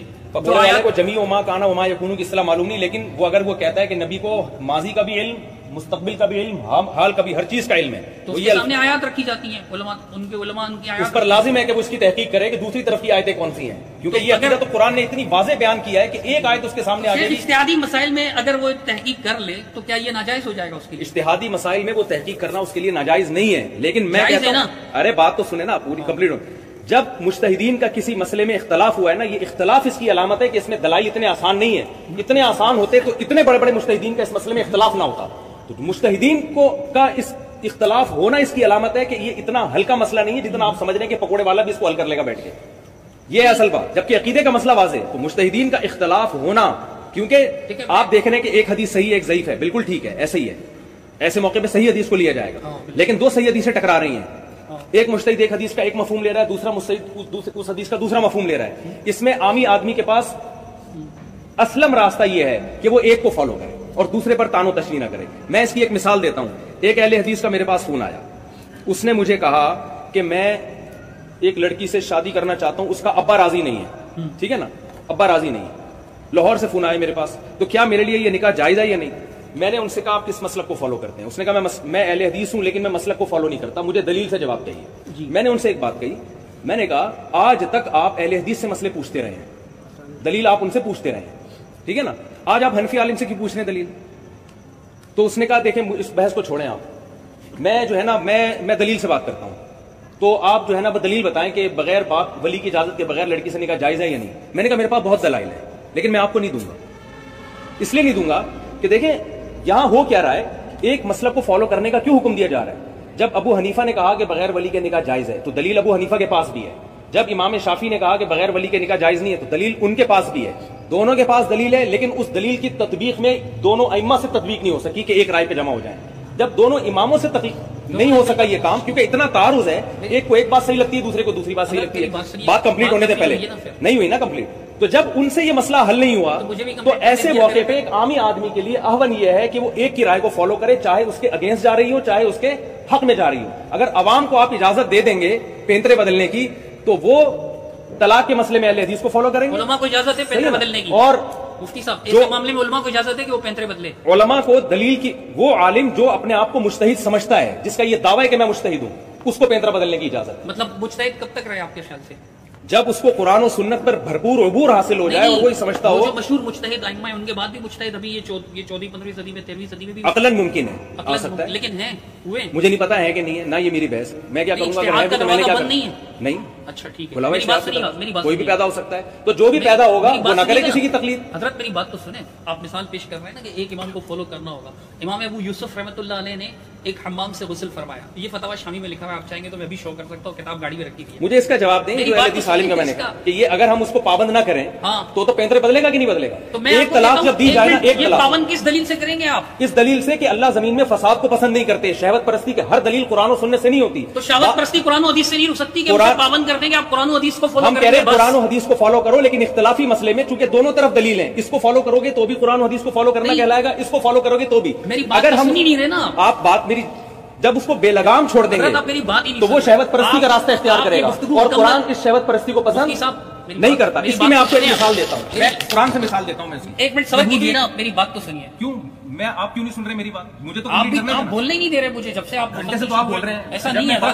آپ جب یہ ریکارڈنگ سنیں گے تو آپ دیکھیں گے کہ آپ کی بات بہت زیادہ ہو رہی ہے. بولنے پر گورنمنٹ کی طرف سے پابندی, مجھ پہ پابندی ہے گورنمنٹ کی طرف سے, مجھ پہ گورنمنٹ نے پابندی لگائی ہے, مفتی طارق مسعود پر پابندی نہیں ہے. بھائی میں بھی اسی گورنمنٹ کا فرد ہوں نا حضرت, میں بھی اسی گورنمنٹ کا فرد ہوں. آپ مجھے اینڈ تک بولنے دیتے ہیں؟ میں بھی اسی گورنمنٹ کا فرد ہوں جس گورنمنٹ میں آپ رہتے ہیں. میں انڈین گورنمنٹ کا نہیں ہوں بھائی. بول کے مکمل خاموش ہو جائے نا پھر مجھے بولیں. اس لیے میں کہہ رہا ہوں ٹائم دیں. ٹھیک ہے, جب اینڈ ہو جائے نا پھر جب میں بولوں گا تو آپ نے درمیان میں ٹائم طے کر لیتے ہیں پھر 5 منٹ کا. آپ 10 منٹ بولیں. نہیں 5 منٹ رکھ لیتے ہیں نا. آپ 10 منٹ بولیں. جی بات یہ ہے کہ اس وقت جو اکرم بھائی بیٹھے ہیں, ہاں اکرم بھائی سے ٹائم دیا تھا مفتی صاحب کا, ہم نے مفتی صاحب ٹائم دیا تھا بات کرنے کے لیے. جی تو میں بنیادی بات یہ کرنا چاہ رہا ہوں کہ اس وقت جو یہاں پر جو محفل نشست ہوئی تھی نا, آپ دیکھو 11:30 بجے 10 بجے بات شروع ہوئی ہے. بات کسی نتیجے پہ میری عقل کے حساب سے اس وجہ سے نہیں پہنچ رہی کہ مفتی صاحب نے ہمارے ٹائم دیا تھا کہ بھائی آج مناظرہ نہیں ہوگا, آج صرف ہماری جو تکلیف کے اوپر جو وضاحت ڈیفینیشن ہے اس کے اوپر بات ہوگی, لکھت پڑھت ہوگی, پھر ہم اگلی نشست کے اندر انشاءاللہ اس کے اوپر مناظرہ کریں گے. جو بات کیونکہ مناظرہ نہیں ہو رہا, بات سے بات نکلی ہے. بات سے بات وہی میں پوری کر رہا ہوں. اب دیکھو 11:30 ہوئے جی, آپ کسی نتیجے ابھی کبھی بات کسی موضوع پہ جا رہی ہے, کبھی کسی میں آپ کوئی بات کر رہے ہیں, مفتی صاحب بات کر رہے ہیں, بات کسی مقصد پر نہیں پہنچ پا رہی. اب اس کی وجہ یہ دیکھو 11:30 بھی ہوگا, 1:30 2 2:30 بھی بج جائیں گے. ہم یہ چاہ رہے ہیں کہ اس وقت جو آج بیٹھے ہوئے یہاں پر کہ بھائی آپ تکلیف کی ڈیفینیشن پیش کریں. کہ آپ ڈیفینیشن دیکھیں دانش بھائی پیش ہو چکی, میں نے اپنا موقف بھی بتا دیا کہ ہمارے نزدیک تو ہے ہی نہیں نا تکلیف, تو حضرت نے اپنا موقف ہی نہیں بتایا. میں بندہ بات کر رہا ہوں, بات تو سن لینا. میں یہ کہہ رہا ہوں کہ مفتی صاحب نے ہمارے سے بات کی تھی کہ بھائی آج اہل حدیث علماء جو بھی آئیں گے ان سے یہ بات ہوگی بھائی آپ تکلیف کی ڈیفینیشن لکھ کے دیں گے, اس کے اوپر وضاحت کے اوپر ہم تحریر طور پہ لکھ کے دیں گے. اس کے بعد تکلیف پہ بات ہوگی, پہلے آپ سے یہ بات ہوئی تھی. چلیں آپ کو بولنے دیں, آپ بات کمپلیٹ کریں. یہ جو میں بات ہے نا میں کرتا ہوں الفاظ میں, ذرا آپ یہ بات صحیح کر رہے ہیں کہ میں نے تو صرف یہ مطالبہ کیا تھا, یہ مجھے دے دیں ذرا لے لیں, کوئی بات نہیں حضرت. میں نے صرف یہ مطالبہ کیا تھا, آج کوئی بحث نہیں ہوگی. آج میں سمجھوں گا کہ آپ کا دعویٰ تقلید کے بارے میں ہے کیا. یہ ہمارا پہلے سے بات طے ہوئی تھی کہ آج میں سمجھوں گا کہ ہمارے جو اہل حدیث علماء ہیں جو انتہائی قابل احترام ہے, اور صدیق رضا صاحب بھی ہمارے لیے بہت قابل احترام ہے, کہ یہ تقلید کے بارے میں ان کا موقف ہے کیا. اور میری آواز اگر تیز ہوئی تو میں بہت معذرت چاہتا ہوں آپ سے, ٹھیک ہے نا. تو جو ہے کیونکہ مجھے ایسا لگا کہ بات کو شیطول دیا جا رہا ہے, میری غلطی ہوگی, بہرحال ہم چلتے ہیں آگے. تو آج جو یہ مجلس میں طے ہوا تھا یہ ہوا تھا کہ آپ تقلید کو ڈیفائن کریں گے کہ تقلید آپ کی نظر میں ہے کیا. کیونکہ آپ ایک معنی بیان کر رہے ہیں, میں دوسرا معنی بیان کر رہا ہوں, تو دونوں کا دعویٰ ہی سیم نہیں ہے, تو وہ مرغے جیسی مرغوں کی لڑائی ہوتی ہے نا کہ ان کو یہ نہیں پتا کہ یہ بحث کس چیز پہ کر رہے ہیں. تو اس کی مثال ایسے ہے جیسے میں ایک دفعہ کسی گاؤں میں بیٹھا ہوا تھا, تو ہمارے کوئی اجنبی شخص آیا ملنے کے لیے, تو اندھیرا تھا, نہ میں ان کو پہچانا نہ وہ مجھے. میں نے ان سے پوچھا آپ کون, انہوں نے کہا کہ میں فلاں علاقے میں رہتا ہوں. میں نے کہا میں بھی فلاں علاقے میں. انہوں نے کہا کہ آپ جو ہے کیا کرتے ہیں, کس مدرسے میں پڑھتے ہیں. میں نے کہا اس مدرسے میں. انہوں نے کہا میں بھی اس مدرسے میں. اور میں نے کہا کہ آپ کا آفس کہاں ہے, انہوں نے کہا وہاں ہے. میں نے کہا میرا بھی وہاں ہے. تو پتا چلا کہ وہ ہمارے ہی کلاس فیلو تھے اور دونوں ایک ساتھ بیٹھا کرتے تھے, ٹھیک ہے نا. تو تقلید کا کوئی ایسا مفہوم اگر آپ پیش کر رہے ہیں کہ جس میں میرا آپ سے اختلاف ہی نہیں ہے, صرف لفظی اختلاف چل رہا ہے نا, کہ آپ اس کو اتباع کا نام دے رہے ہیں, میں اس کو تقلید کا نام دے رہا ہوں, تو گھوم پھر کے رزلٹ وہی نکل رہا ہے, تو پھر ہماری بحث ہی نہیں ہے, ٹھیک ہے نا. کہ آپ اس کو ہاں کہ جو یہ اختلافی لفظی ہے تو پھر اس پہ بحث کس بات کی. سنیں میری بات نا، اب کمپلیٹ کرنے دیں. تو میں نے تو یہ نشست آج آپ کو اجازت دی تھی کہ آپ آنا چاہتے تھے، میں نے کہا آئیں آپ، ہم بیٹھ کے یہ طے کریں گے کہ اختلاف ہے کیا. تو دیکھیں اسٹیپ بائی اسٹیپ اختلاف چلتا ہے. تو پہلے میں نے پوچھا کہ تقلید کی ڈیفینیشن کیا، آپ نے کہا بغیر دلیل کسی بات کو ماننا. تو میں نے کہا یہ اگر آپ کا دعویٰ ہے کہ یہ حرام ہے تو بہت سے تابعین نے صحابہ کی بات کو بغیر دلیل کے فالو کیا ہے. تو اس کا مجھے ایسا لگتا ہے کہ جواب نہیں ملا ابھی تک. ٹھیک ہے نا. آپ کہہ رہے ہیں کہ یہ فاسألوا اہل الذکر ان کنتم لا تعلمون میں داخل ہے. تو صحابہ کو تابعین کو قرآن نے عوام کو حکم دیا ہے کہ تمہیں اگر علم نہیں ہے تو اہل علم سے پوچھو. تو میں نے کہا تابعی کو علم نہیں تھا، انہوں نے اہل علم سے پوچھا اور دلیل نہیں مانگی. تو بغیر دلیل کے انہوں نے پوچھا، اور ظاہر ہے پوچھا فالو کرنے کے لیے نا، تو اس کو فالو بھی کیا. تو وہ بغیر دلیل کے فالو تو ہو گیا نا. جب بغیر دلیل کو فالو ہو گیا ہے تو آپ کہہ رہے ہیں کہ یہ عمل بھی جائز نہیں ہے، تقلید ہے یہ. تو آپ کہیں کہ یہ وہ والی تقلید نہیں ہے جس کو ناجائز کہتے ہیں، یہ جائز والی تقلید ہے. یا تو آپ یوں کہیں، ٹھیک ہے نا.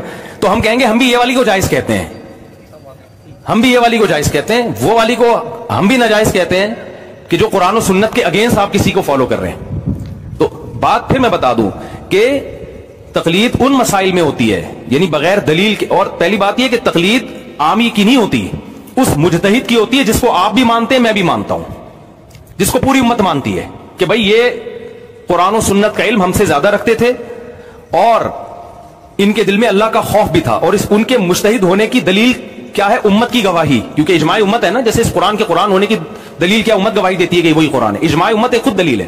تو ایسے مجتہد کی جس کو پوری امت مانتی ہو، اس کی بھی ہر مسئلے میں نہیں، ان مسائل میں جن میں دلائل دونوں طرف ہوں، صحیح حدیثیں ہیں دونوں طرف صحیح حدیث ہے. ایک مجتہد ایک مطلب لیتا ہے، دوسرا مجتہد دوسرا مطلب لیتا ہے. یا حدیث تو نہیں ہے لیکن اگینسٹ میں ایک قرآن کی آیت ہے، حدیث اس کے اگینسٹ جا رہی ہے. ایک مجتہد قرآن کو فالو کر رہا ہے، دوسرا مجتہد حدیث کو فالو کر رہا ہے. یا ایک مجتہد حدیث کو چھوڑ رہا ہے لیکن لگ رہا ہے کہ چھوڑ نہیں رہا، بلکہ وہ حدیث کا ایسا مفہوم بیان کر رہا ہے جو آپ کا نہیں ہے. جیسے حج تمتع کے بارے میں عبداللہ بن عمر نے یہ کہا تھا کہ میں اپنے باپ کی مانوں یا نبی کی مانوں، میں نبی نے حج تمتع کیا ہے تو میں بھی کروں گا. تو لیکن ہم کہتے ہیں کہ ابو بکر، عمر اور عثمان نے حدیث نہیں چھوڑی، بلکہ انہوں نے حج تمتع والی حدیث کا وہ مفہوم بیان کیا کہ اس سے اب حدیث کی مخالفت نہیں ہو رہی. تو مفہوم وہ بیان کیا انہوں نے. عبداللہ بن عمر نے حدیث کے ظاہر کو لیا، انہوں نے حدیث کے ظاہر کو نہیں لیا، انہوں نے کہا اس کا دوسرا مفہوم ہے. تو آپ ایک عامی آدمی کو ہم یہ کہتے ہیں کہ جب دلائل دونوں طرف ہیں، یا تو آپ اتنے بڑے مجتہد بنے کہ آپ میں خود یہ صلاحیت ہو کہ ان فروعی مسائل میں آپ اپنی رائے قائم کر سکیں. اگر آپ میں یہ صلاحیت نہیں ہے تو اب عامی کو یا تو یہ اختیار دیا جائے کہ جب چاہے جس عالم کی بات کو فالو کرے. اس میں جو فساد ہے میں نے آپ کو بتا دیا. لوگ ایک طلاق بائن کے مسئلے میں امام شافعی کی رائے کو فالو کریں گے، ان کے یہاں بائن نہیں ہوتی، رجی ہوتی ہے. اور جب عورت چاہے گی کہ میری شوہر سے جان چھوڑ جائے تو وہ ابو حنیفہ کی رائے کو فالو کرے گی. دلائل حالانکہ دونوں طرف ہیں. تو ایسے موقع پہ ہم یہ کہتے ہیں کہ عوام کو خواہشات سے بچانے کے لیے اسلم راستہ یہ ہے کہ اس کو کہا جائے کہ ایک فقہ کو فالو کیا جائے، چاہے وہ آپ کی رائے کے خلاف ہو یا آپ کی رائے کے اگینسٹ ہو. کن مسائل میں؟ ان مسائل میں جن میں دلائل دونوں طرف ہیں اور مجتہدین میں دونوں طرف کے دلائل کی وجہ سے اختلاف پیدا ہوا ہے. کیونکہ اس میں یہ صلاحیت نہیں ہے. اگر صلاحیت ہو تو پھر تو گلی ختم ہو گئی نا. تو جس میں صلاحیت ہے وہ نہ کرے. ہم اس کو کب کہہ رہے ہیں؟ اگر کوئی یہ سمجھتا ہے کہ مجھ میں یہ صلاحیت ہے کہ میں قرآن و سنت کا اتنا بڑا عالم بن گیا ہوں کہ جن مسائل میں مجتہدین فیصلہ نہیں کر سکے، مجتہدین کی ایک رائے نہیں ہو سکی، میں اس میں اپنی رائے دے سکتا ہوں. اگر کوئی اپنے آپ کو اتنا بڑا سمجھتا ہے تو وہ نہ کرے. لیکن ایک عامی آدمی جو یہ اپنے آپ کو یہ نہیں سمجھتا، وہ اعتراف کرتا ہے بھائی میرے پاس علم نہیں ہے، تو اس کو کیا بے لگام چھوڑ دیا جائے کہ جس مسلک کی جب چاہے وہ کرے؟ تو اس کا تو خواہشات کا دروازہ کھلے گا نا. تو بہتر نہیں ہے کہ اس کو فالو کیا جائے. اور یہ بات صحابہ سے بھی ثابت ہے. اس کی مثال ایسے ہے جیسے مصحف عثمانی سے پہلے بہت سارے مصحف تھے، لیکن اس میں خطرہ اس بات کا، حالانکہ وہ نبی کے دور کے مصحف تھے، لیکن اس میں خطرہ یہ تھا کہ امت اختلاف و انتشار کا شکار ہوگی. تو اس لیے حضرت عثمان نے کیا ان چاروں کو ختم کر کے اس سارے جو درجنوں مصاحف تھے ان کو ختم کر کے ایک مصحف پہ جمع کیا. یہ ایک انتظامی چیز تھی امت کو فتنے سے بچانے کے لیے. تو ہم بھی یہ کہتے ہیں کہ ہر آدمی کو اگر آپ بے لگام چھوڑ دیں گے نا، جب چاہے جو چاہے حدیث اٹھا کے، تو غامدی بھی حدیث کی باتیں کر رہا ہے، انجینئر صاحب بھی حدیث کی باتیں کر رہے ہیں، پھر قواریت اس سے پھیلے گی. اسلم طریقہ یہ ہے کہ جو قرآن و سنت پہ ریسرچ ہو چکی ہے انہی میں سے کسی ایک پر اعتماد کیا جائے اور دوسرے کو برا بھلا نہ کہا جائے. تو میری رائے یہ ہے کہ امت کو ٹوٹنے سے، اختلاف و انتشار سے اور خواہشات سے بچانے کے لیے میرے پاس یہ پیکج ہے اور اس سے بہتر پیکج نہیں ہے. اگر آپ کے پاس کوئی دوسرا پیکج ہے، جو آپ کا پیکج کیا ہے؟ آپ کا پیکج یہ ہے کہ نہیں، ہمارا پیکج بھی آپ تسلی سے سنیں. تو آپ کا پیکج یہ ہے کہ نہیں بھائی لوگ خود فیصلہ کریں کون سی حدیث صحیح ہے کون سی حدیث ضعیف ہے، جو حدیث ان کو صحیح لگتی ہے اس پر چلیں، اس میں ان کو مجتہدین کی رائے کو فالو کرنے کی ضرورت نہیں ہے، کیونکہ آپ کا خیال یہ کہ ان میں یہ صلاحیت ہے، میرا خیال یہ کہ ان میں صلاحیت نہیں ہے۔ اب یہ کہ ان میں صلاحیت ہے یا نہیں ہے اس کا قرآن و حدیث سے تعلق نہیں ہے، اس کا مشاہدے سے تعلق ہے۔ میں کہتا ہوں جن میں صلاحیت ہے ان کو میرے سامنے بٹھائیں تو میں ثابت کروں گا کہ نہیں ہے صلاحیت، آپ کہتے ہیں ان میں صلاحیت ہے، ٹھیک ہے نا؟ تو یہ جو ہے نا کہ کیا عوام میں یہ صلاحیت ہے کہ فروعی اختلافی مسائل کو وہ خود سے حل کر سکتی ہے؟ تو یہ صلاحیت پر قرآن و سنت سے دلیل نہیں، اس پر مشاہدے سے دلیل مانگی جائے گی کہ مشاہدہ یہ ہے کہ عام آج کے دور میں 15ویں صدی میں عوام جاہل ہے، اس کے اندر یہ صلاحیت نہیں ہے، اگر آپ اس کو دیں گے تو وہ فتنے پیدا ہوں گے جو یوٹیوب پہ پیدا ہو چکے ہیں، اور ہر آدمی قرآن و سنت کے نام پہ لوگوں کو الو بنائے گا وہ۔ تو اس سے بہتر ہے احون یہ ہے کہ بجائے خود فنٹر بننے کے جو مجتہدین پہلے سے گزر چکے ہیں ان میں سے کسی ایک کی اتباع کی جائے اور دوسروں پر انگلی نہ اٹھائی جائے، یہ اس سے محبتیں بھی رہیں گی جیسے کہ صدیوں سے ایسا ہوتا ہے۔ حنفی بھی ہیں، شافی بھی ہیں، مالکی بھی ہیں، حنبلی بھی ہیں، آج تک میرے علم میں نہیں ہے کہ ان کے پھڈے ہوئے ہیں، اگر کبھی تاریخ میں 2-4 لڑائیاں ہوئی وہ ایک الگ بات ہے، لیکن نارملی نہیں ہوتی۔ تو یہ ایک اسلم طریقہ ہے، لیکن جب سے آپ امت کو بے لگام چھوڑ دیں گے تو لیبل ہر شخص قرآن و سنت کا لگائے گا، مگر نتیجہ وہ نکلے گا جو آج نکل رہا ہے۔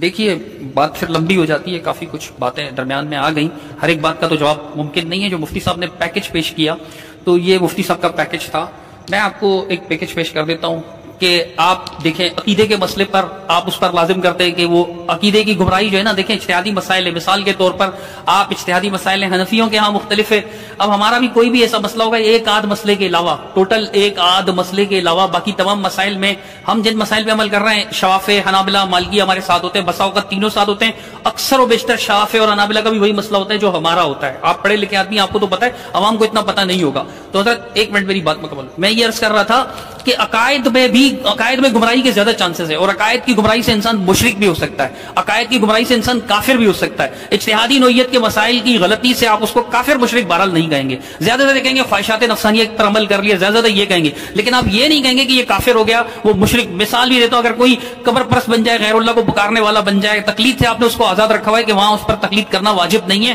بلکہ اس پر دلائل سیکھنا واجب ہے، اور اس نے کسی طرح ٹوٹے پھوٹے دلائل سیکھ لیے، پکوڑے والے نے اور تیل والے نے اور موچی نے ٹوٹے پھوٹے دلائل سیکھ کر اس نے قبروں سے غیر اللہ سے مدد مانگنا شروع کر دی، قبروں کو سجدہ کرنا شروع کر دیا، تو آپ نے اس پر واجب کیا ہوا ہے کہ جی وہ عقیدہ خود سیکھے، اس تقلید جائز نہیں ہے، حرام ہے اس پر۔ دلیل اس کی یہی آپ نے دی قرآن و سنت سے، ٹھیک ہے؟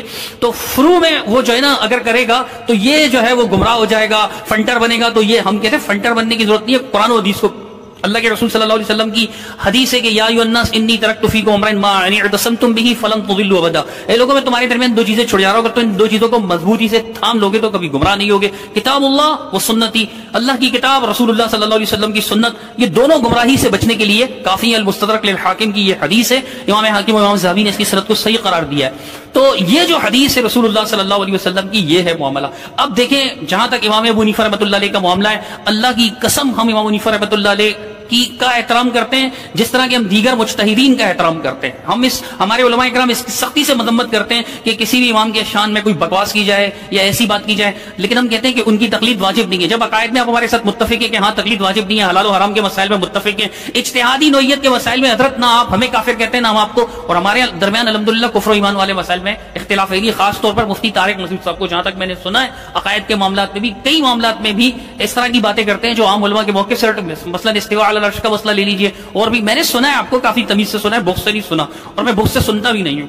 ہماری محفل بہت اچھی ہوئی الحمدللہ، آوازیں بعض اوقات بلند ہوئی ہیں، میری بھی مفتی صاحب کی بھی، اور ایسی مجلسوں میں ایسا ہو جاتا ہے، کوئی بات نہیں، کوئی نامناسب بات نہ ان کے منہ سے میرے لیے نکلی، نہ میرے منہ سے ان کے لیے نکلی انشاءاللہ، اور آئندہ بھی نہیں نکلے گی۔ جیسے انہوں نے کہا کہ میں احترام کرتا ہوں، میرے لیے بھی قابل احترام ہے، میرے بھائی ہیں، دینی بھائی ہیں، فہم کا اختلاف ہوتا ہے بے شک۔ ایک حدیث ہم یہ نہیں کہتے کہ امام حنیفہ رحمۃ اللہ علیہ نے اگر کسی حدیث کا مفہوم غلط لیا، اگر ان کی سمجھ میں نہیں آیا، انہوں نے ایک مفہوم لیا، غلط نہیں، انہوں نے اگر ایک مفہوم لیا تو وہ مفہوم انہوں نے جان بوجھ کر غلط لیا، استغفر اللہ، یہ تو دل پر حملہ کرنے والی بات ہے، ایسا نہیں ہے، لیکن خطا کا امکان آپ بھی مانتے ہیں نا۔ ہم کہتے ہیں یار ہمارے سمجھ میں یہ واضح حدیث آ رہی ہے، ہم اس کو لے رہے ہیں۔ امام حنیفہ رحمۃ اللہ علیہ بہت اعلیٰ مقام ہے ان کا، لیکن یہ مسئلہ حدیث سے ایسے واضح چکے، اگر میں حدیث کو چھوڑوں گا تو میں گمراہ ہو جاؤں گا۔ صحیح حدیث میرے سامنے آ گئی، علماء کہہ رہے ہیں، میں نہیں کہہ رہا ہوں، میں نے علماء سے سیکھا۔ ایک عام آدمی بھی علماء سے سیکھتا ہے، جیسے عقیدہ سیکھتا ہے جو واجب ہے، لازم ہے، فرض ہے، وہ سیکھتا ہے۔ تو جس طرح حلال و حرام سیکھتا ہے، ایسے یہ مسئلہ ہے، حلال و حرام کے مسائل میں اختلافات موجود ہیں، صرف طلاق کا مسئلہ نہیں ہے، سود کتنا گمبھیر مسئلہ ہے۔ مفتی تقی عثمانی صاحب، شیخ الاسلام مفتی تقی عثمانی صاحب، اور بینکنگ کی تعلیم بھی دے رہے ہیں جائز قرار. میں اس بحث میں نہیں جاؤں گا, صرف مثال دے رہا ہوں. مثال تو دے سکتے ہیں نا, لیکن میرے خیال سے جامعۃ الرشید میں حضرت جو ہوتے ہیں ان کا بھی موقف مفتی تقی عثمانی صاحب کے قریب ہے. کیا ایسے ہی ہے؟ ہاں. تو لیکن ہمارے نیو ٹاؤن والے علماء دیوبند ہیں, وہ بینات نامی مخصوص ایک خاص شمارہ شائع کر چکے, اتنا بڑا رسالہ ہے جس میں انہوں نے اس کو حرام قرار دیا. اب مسئلہ حلال و حرام کا ہے نہ. تو ہم شیخ تقی عثمانی صاحب کے بارے میں کہتے ہیں کہ وہ بدنیتیں جان بوجھ کر انہوں نے لوگوں کو سود میں ڈالا ہوا ہے, اور نہ ہم ان کو کہتے ہیں کہ یار یہ بدنیتیں ایک حلال کو بلا وجہ حرام کر کے بیٹھے ہوئے سارے مل کے نیو ٹاؤن والے, اور اس کو اجماعی موقف قرار دے رہے ہیں علماء کا. یہ مسئلہ نہیں, حلال و حرام کا اختلاف تو پھر بھی رہتا ہے.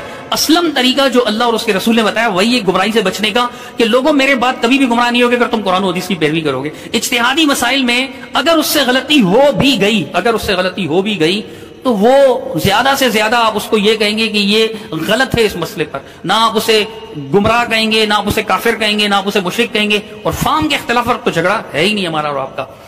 بات تو پھر سمیٹ ہی لیتے ہیں کیونکہ ہم اور یہ کافی قریب ہے. پھر شاید میں بھی ایک دفعہ لینا چاہوں گا. ہاں کوئی مسئلہ نہیں ہے. میں یہ عرض کرنا چاہوں گا کہ جو لوگ ہمارا اختلاف ان کے ساتھ ہوتا ہے جو کہتے ہیں کہ نہیں بھائی ہر صورت میں آپ کو ایک امام کی پیروی کرنی پڑے گی, تو میں کہتا ہوں دیکھیں حضرت ایسی کئی مثالیں میں دے سکتا ہوں. آپ کہتے ہیں نا خواہشات میں ایک مثال دے رہا تھا ریوی کی, امام ابو یوسف رحمۃ اللہ علیہ نے ایک حمام سے غسل فرمایا, اس کے بعد انہوں نے جا کے صلاۃ الجمعہ ادا کی, جمعہ کی نماز ادا کی. جمعہ کے بعد جب وہ تشریف لائے تو کسی نے ان کو بتایا کہ جس حمام سے آپ نے غسل فرمایا تھا اس میں چوہا مر گیا تھا.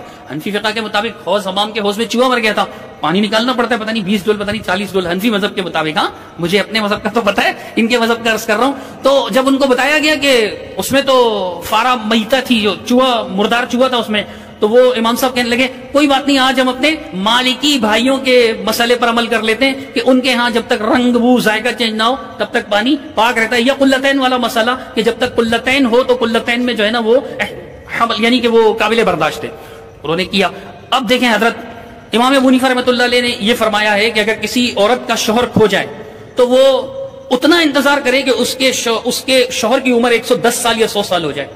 100 سال یا 110, ہدایہ شریف میں جو لکھا ہوا ہے 90 سال بعد کے بعد ائمہ کا اقوال ہیں. آپ ہدایہ پڑھیں تو میرے خیال سے لکھا ہے, یہاں تک کہ میرے خیال سے کیا میں نے پڑھا ہے, احتمال صرف اس میں کہ 100 ہے یا 110 سے, ہدایہ میں یہ مسئلہ لکھا ہے 110 سال کا ہو جائے. لیکن ہمارے انفی بھائی کہتے ہیں اب 4 سال ہے, 4 سال مفقود الخبر جس کو کہتے ہیں. میں یہ بتا رہا ہوں جس کا شوہر لاپتہ ہو وہ عورت اپنے شوہر کا صرف 4 سال انتظار کرے. خلا کی ان کے یہاں پہلے گنجائش نہیں ہوتی تھی, اب ہے.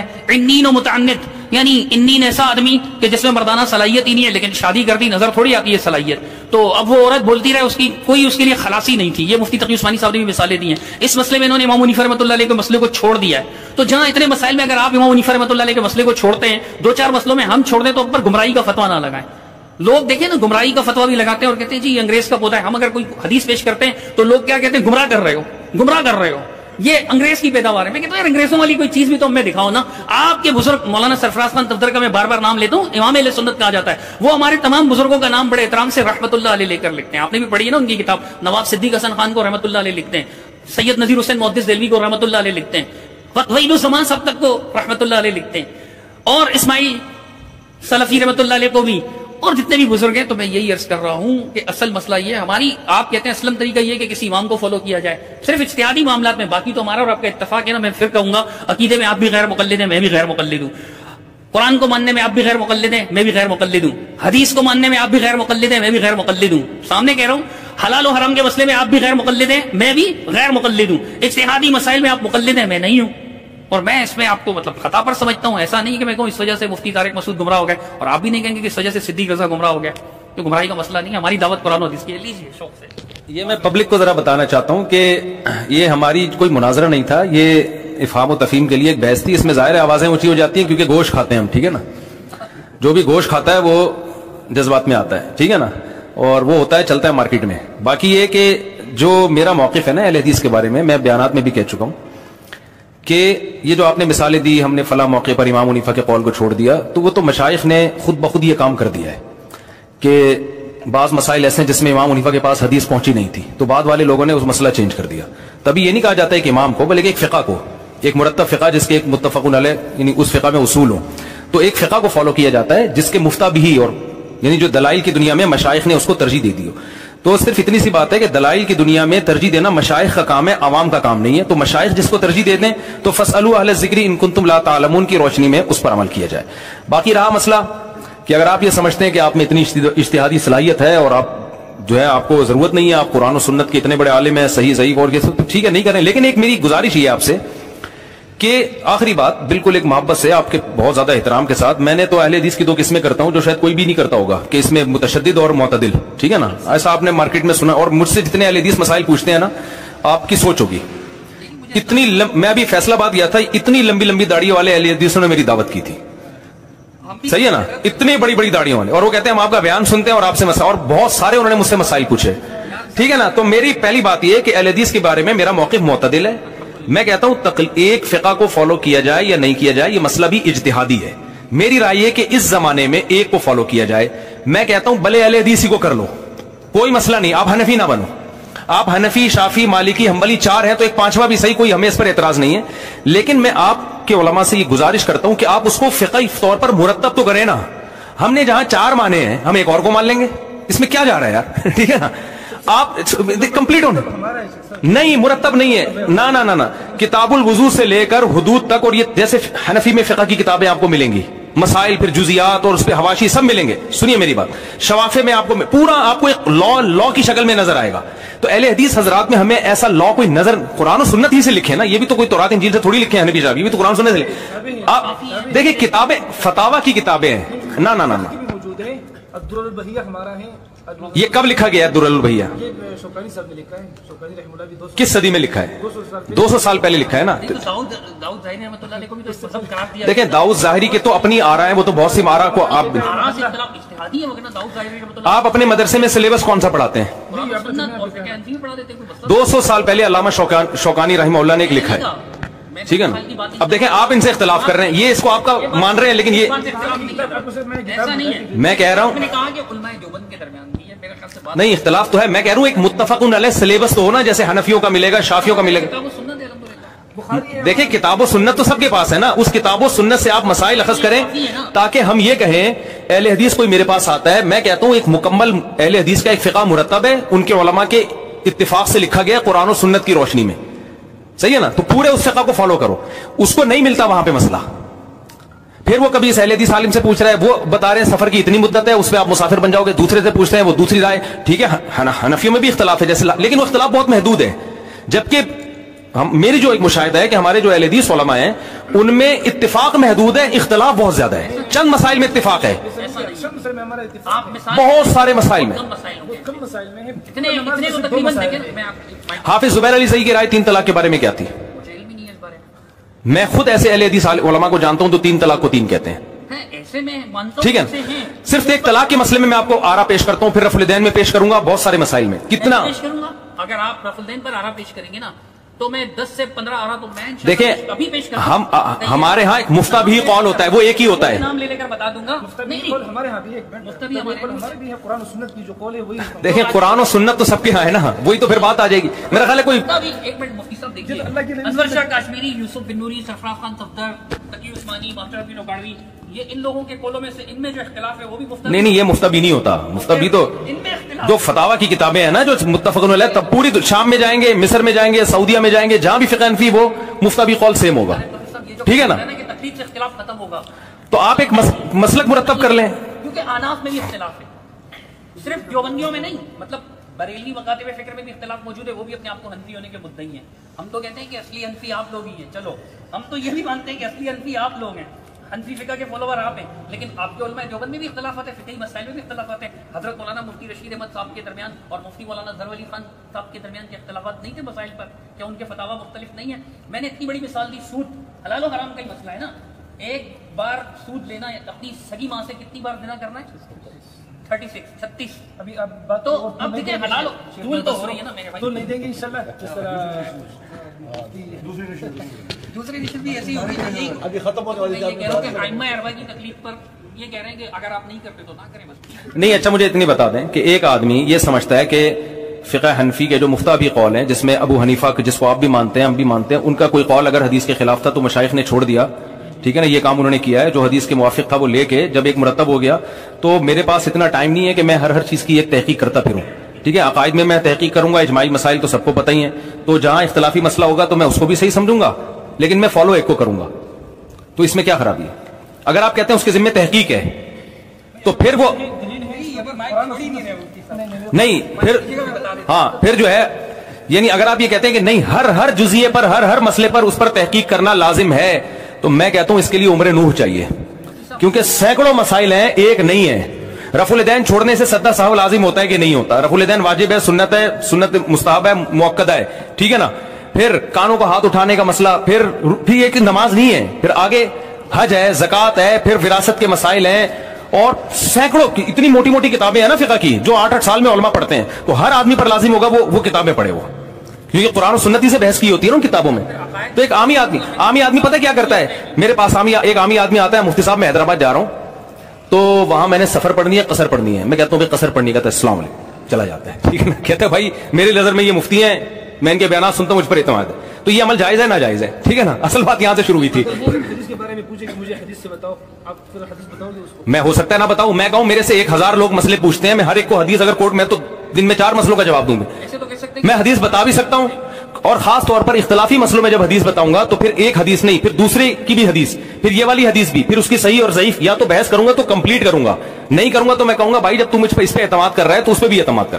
تو اگر میں کہتا ہوں ایک عامی آدمی آپ کے پاس آئے گا نا مسئلہ پوچھنے کے لیے، تو پھر آپ اس کو مکمل دلائل سے جواب دیں، ایک مسئلے کے جتنے آپ طلاق کا مسئلہ پوچھنے آتا ہے تو آپ بتائیں یہ نہ ہونے کے دلائل ہیں طلاق، اور یہ طلاق کے ہونے کے دلائل ہیں، ٹھیک ہے نا؟ پورے فتاوا صحابہ کے اور جو نہ ہونے کے دلائل وہ بھی بھرپور اس کے سامنے رکھیں، ہونے کے دلائل، پھر ہونے کے بعض دلائل ایسے ہیں جن میں بعض علماء کہتے ہیں صحیح ہے، بعض کہتے ہیں یہ حدیث ضعیف ہے، پھر آپ یہ بھی بتائیں کہ صحیح کہنے کی کیا دلیل ہے، ضعیف کہنے کی کیا دلیل ہے، اور جنہوں نے صحیح کہا وہ صحیح ہیں یا جنہوں نے ضعیف کا، پوری ڈیٹیل سے جب آپ اس کو بتائیں گے تو پھر ہم کہیں گے یہ تقلید نہیں کر رہا بلکہ یہ تحقیق کر رہا ہے، اور سارا دن میں ایک مسئلے کی تحقیق کرے گا، اس کے بعد کہے گا بھائی اسلام پہ چلنا میرے لیے ممکن نہیں ہے، وہ سمجھ میں یہ پریکٹیکلی خدا کی قسم یہ ممکن نہیں ہے۔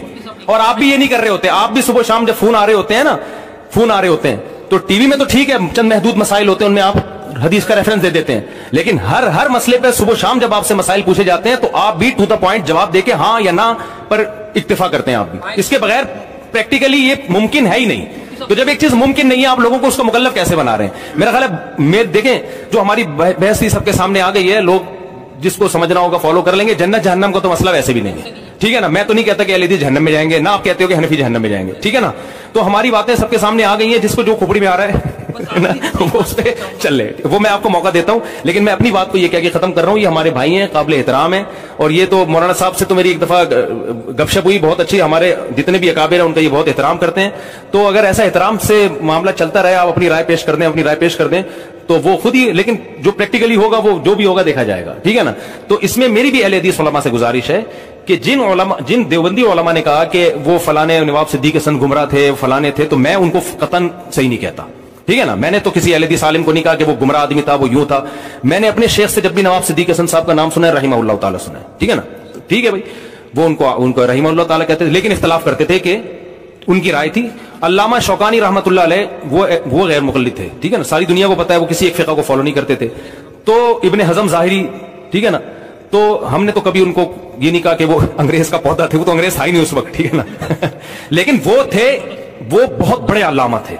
ہماری رائے ہے کہ وہ اتنے اسٹیج پہ پہنچ چکے تھے کہ وہ اگر تقلید نہ کرتے تو ہمیں کوئی اعتراض نہیں ہے، ہم کہہ رہے ہیں اس اسٹیج تک جب نہ پہنچے ہو پھر کیا کرنا ہے، بات یہاں ہو رہی ہے۔ پھر بھی میں کہتا ہوں یار بحث برائے بحث ہے، اس کا کوئی فائدہ نہیں ہے، ٹھیک ہے نا؟ اگر آپ اسی پر چل کے بھی ہماری صفوں میں اتحاد ہو سکتا ہے، لیکن میں آپ سے بس، کیونکہ اب یہ دوبارہ پکڑائی میں اتنے آسانی سے آنا ممکن نہیں ہے، نہ میرے پاس ٹائم ہے نہ آپ کا پاس ٹائم ہے، تو ایک گزارش میں یہ کرتا ہوں کہ اتنا کم از کم کر لیا کریں کہ دیکھیں اتنی بات کر لیا کریں۔ میں یہ بیان میں بھی کئی بار یہ اعلان کر چکا ہوں کہ اہل حدیث علماء سے یہ گزارش ہے کہ آپ فتویٰ دیں جو آپ کو قرآن و سنت کے موافق لگ رہا ہے، آپ کو اگر کوئی آپ پر اعتماد کرتا ہے تو ٹھیک ہے، وہ امام حنیفہ کو چھوڑ دے، آپ کو فالو کرے، ہمیں کوئی اعتراض نہیں، وہ سمجھتا ہے کہ بھئی آپ کی بات زیادہ صحیح ہے تو ٹھیک ہے۔ لیکن میں ایک گزارش ہے، وہ گزارش یہ ہے کہ وہ مسائل جس میں مذاہب اربعہ کا اجماع ہونا، چاروں امام متفق ہوں، چاروں امام متفق ہونے کا مطلب 99.9% اس کو فالو کر رہی ہے، تو میرا خیال یہ کہ اس میں کم از کم آپ کہ یہ یعنی یہ بہت عقل سے بعید ہے کہ ایک ایسی حدیث ہے جو چاروں کو معلوم بھی تھی لیکن ان کا چاروں کو وہ مطلب سمجھ میں نہیں آیا، جو مفہوم آپ بیان کر رہے ہیں وہ ٹھیک ہے، اس کا عقلاً امکان بہت کم ہے۔ تو کم از کم ان چیزوں میں جو 8-10 مسائل ہیں نا جن میں پوری امت کا اجماع ہے، تو ایسی چیزوں میں جو ہے آپ ایسی چیزوں میں کم از کم آپ اپنی رائے نہ دیں، جن میں طلاق ثلاث کا مسئلہ ہے اور بہت سارے مسائل ہیں۔ قابل جواب ہے، میں عرض کرنا چاہوں گا کہ آپ اختتام پر بات کریں۔ جی تو بس یہ اختتامی بات ہے، میری جو بات کہنی تھی میں نے کہہ دی ہے، اور یہ ہماری مجلس کوئی آپس میں بغض و عناد کے بغیر ہی ختم ہو رہی ہے، ٹھیک ہے نا. میری رائے تھی کہ بھئی ایک مدعا سامنے آتا تو پھر ہم اس پہ لے کے چلتے، لیکن آ نہیں رہا کچھ سامنے، ٹھیک ہے نا. ایک ہے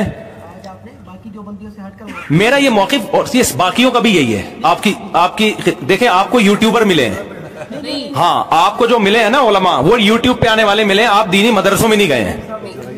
دیکھیں مولانا امین اوکاڑوی صاحب میرے لیے قابل احترام ہیں، لیکن وہ فقہ حنفی میں محقق اور مفتی نہیں ہے.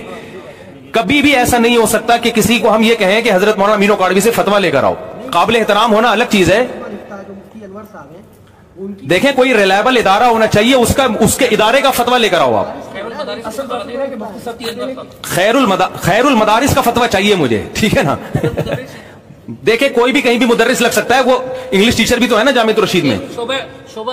میں کہہ رہا ہوں، میں ادارے کا فتویٰ، دارالعلوم کرنگی کا فتویٰ دکھاؤ آپ، جامعۃ الرشید کا فتویٰ. افراد کی بات نہیں ہو رہی.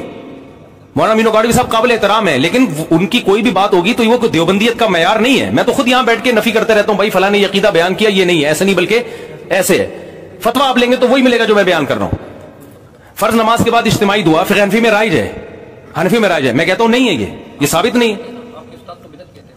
بھائی استاذ اگر سنت بھی کہتے ہوتے تو میں پھر بھی نہیں مانتا اس کو، ٹھیک ہے نا، سیدھی سی بات ہے. کیونکہ میں کہتا ہوں، میری رائے یہ کہ یار ایک ضعیف روایت بھی نہیں مل رہی ہمیں جس میں یہ صراحت ہو. تو اصل میں کچھ چیزیں فقہ حنفی کے کھاتے میں میرا خیال ہے کہ تھوپی گئی ہیں.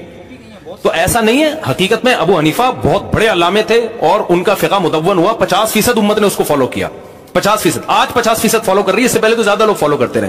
تو یہ بھی تو کچھ چیزیں جو ہے نا ان کے کھاتے میں ڈالی گئی ہیں، بہت سی بدعتیں. تو پھر بھی میں یہ نہیں کہہ رہا جو اجتماعی دعا مانگتے ہیں وہ بدعتی ہیں. بڑے بڑے علماء مانگ رہے ہیں، ان کے پاس کوئی دلیل ہوگی. دیکھیں میں بدعت سمجھتا ہوں، میں تو سمجھتا ہوں، لیکن یہ کہ یہ بدعت ایسی بدعت نہیں ہے جس کی بیس پر علماء کی شان میں گستاخی کی جائے. اور ایک امت میں ایک امت میں دیکھیں بدعت کے بھی لیول ہوتے ہیں نا، بدعت کے بھی لیول ہوتے ہیں.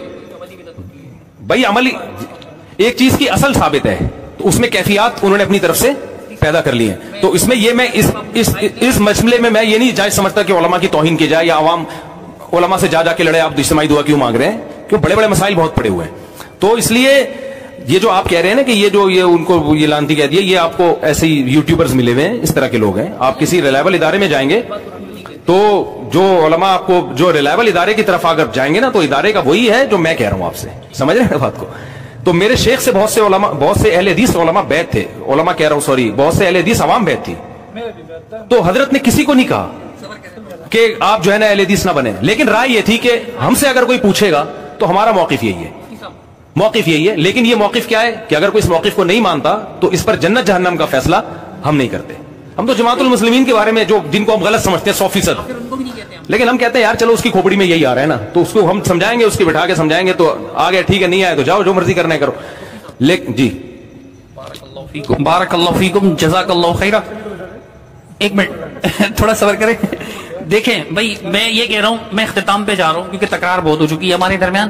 تو بہت ساری باتیں ایسی ہیں مفتی صاحب کی جو میرے لیے مطلب ایسے نہیں کہ میں ان کو تسلیم کر کے جا رہا ہوں، مطلب اس میں مجھے اختلاف ہے، لیکن وہ اختلاف بہرحال کفر و شرک کا نہیں ہے. پھر میں یہ عرض کر رہا ہوں جہاں تک بات ہے کہ بھئی ادارے سے اس طرح کے فتوے نہیں ملے ہوں گے، تو میں اداروں کی بات نہیں کر رہا ہوں، کتابوں میں ہے اور وہ بھی ادارے والے ہی ہیں. ٹھیک ہے، مفتی تقی عثمانی صاحب بہت نرم گوشہ رکھتے ہیں، مولانا سرفراز خان صاحب بہت ہی تمیز سے بات کرتے تھے اور اختلاف آداب کے دائرے میں، اختلاف کے بھی آداب ہیں اس کے دائرے میں لے کر کرتے تھے. ٹھیک ہے، ہماری طرف بھی کچھ ایسے لوگ ہیں جنہوں نے یعنی آداب اختلاف کے جو آداب ہے اس کے دائرے سے نکل کر گفتگو کی ہے. بسا اوقات ہم سے بھی غلطیاں ہو جاتی ہیں.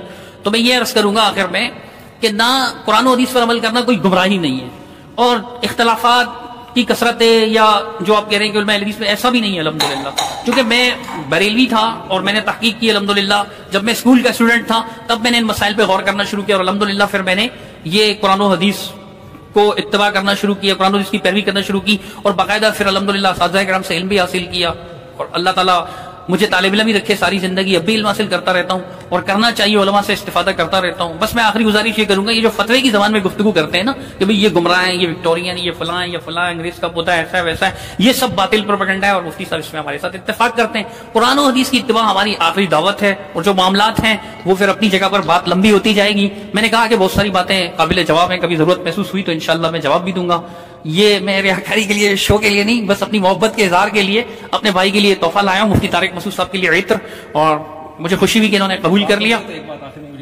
یہ مائک دیکھیں، تو پیسے واپس 10 منٹ سے آپ کے پاس ہے مفتی صاحب، پچھلے 10 منٹ سے یہ آپ کے پاس ہے. ایک منٹ میں یہ عرض کرنا چاہوں گا کہ آپ 2 منٹ میں اپنی بات مکمل کر لیں، کوئی بات نہیں. دیکھیں اور 2 منٹ کی جب بات ہوگی آپ کریں گے، اللہ کرے آدھا گھنٹہ ہو جائے گا، اتنا مزہ آئے گا. مائک یہ ایسی چیز ہے نا کہ جس کے پاس آتا ہے وہ چسکے لیتا رہتا ہے. اکرم بھائی آپ کچھ کہنا چاہ رہے ہیں؟ جزاک اللہ شیخ.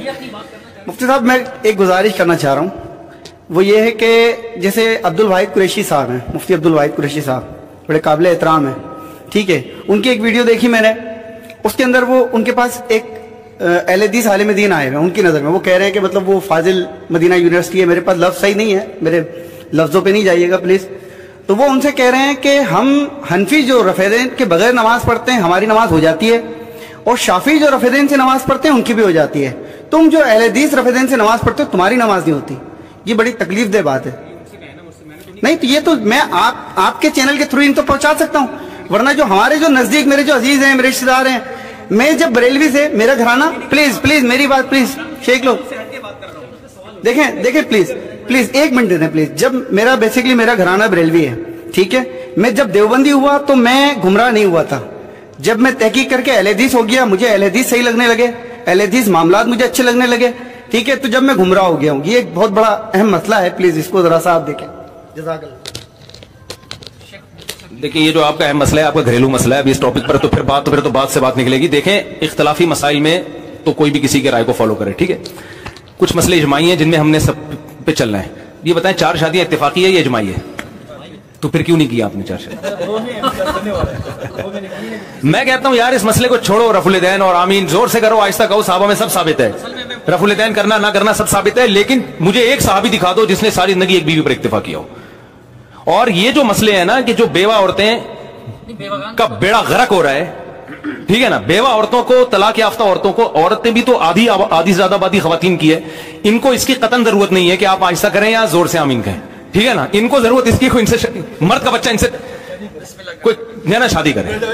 تو آپ سے میں گزارش کروں گا کہ یہ مسئلہ کبھی بھی حل نہیں ہونے والا جس پہ ہم لے کے بیٹھے ہیں، کیونکہ ابھی دعوی منعقد نہیں ہو کے دیا کہ دعویٰ ہے کیا، ٹھیک ہے نا. مجھے تو صحیح ہے نا، وہی چلتا ہے، وہ تو قیامت تک لا حاصل جنگ چلتی رہے گی، ٹھیک ہے نا. تو میرا خیال یہ ہے کہ جتنے آپ یہاں بیٹھے ہوئے ہیں نا، کم از کم میری مسجد میں آنے کا تحیت المسجد تو ویسے تو 2 رکعتیں ہوتی ہیں لیکن تحیت المفتی مولانا طارق مسعود صاحب یہ ہے کہ آپ لوگ عزم کر کے جائیں کہ کسی کنواری بیوہ کو ٹھکانہ دیں گے، ٹھیک ہے نا، دوسری شادی کریں گے، عدل بھی کریں گے. یہ مسئلہ میرا خیال ہے منصوص مسائل میں تو تقلید نہیں ہوتی نا. صحیح ہے نا. 2 بیوہ ابھی آرڈر پہ بھی بیوہ کروائے جا سکتا ہے. مذاق کر رہا ہوں، ایسا نہ ہو کہ کوئی اس کو سیریس لے. نہیں تفنن تھوڑی، میں سیریس ہوں، اس کو تفنن لے رہے ہیں یار. ہاں یہ تفنن ہے. یہ تیار ہے نا، آپ کی نظر میں کوئی ہو انشاءاللہ میں بھی کوشش کروں گا. ٹھیک ہے، آپ نمبر دے دیں. یہ ریکارڈنگ میں آیا کہ یہ کریں گے، ٹھیک ہے نا، یہ انہوں نے خود اعتراف کیا. یہ ریکارڈنگ اب بند کریں بھائی ذرا 2 منٹ کے لیے.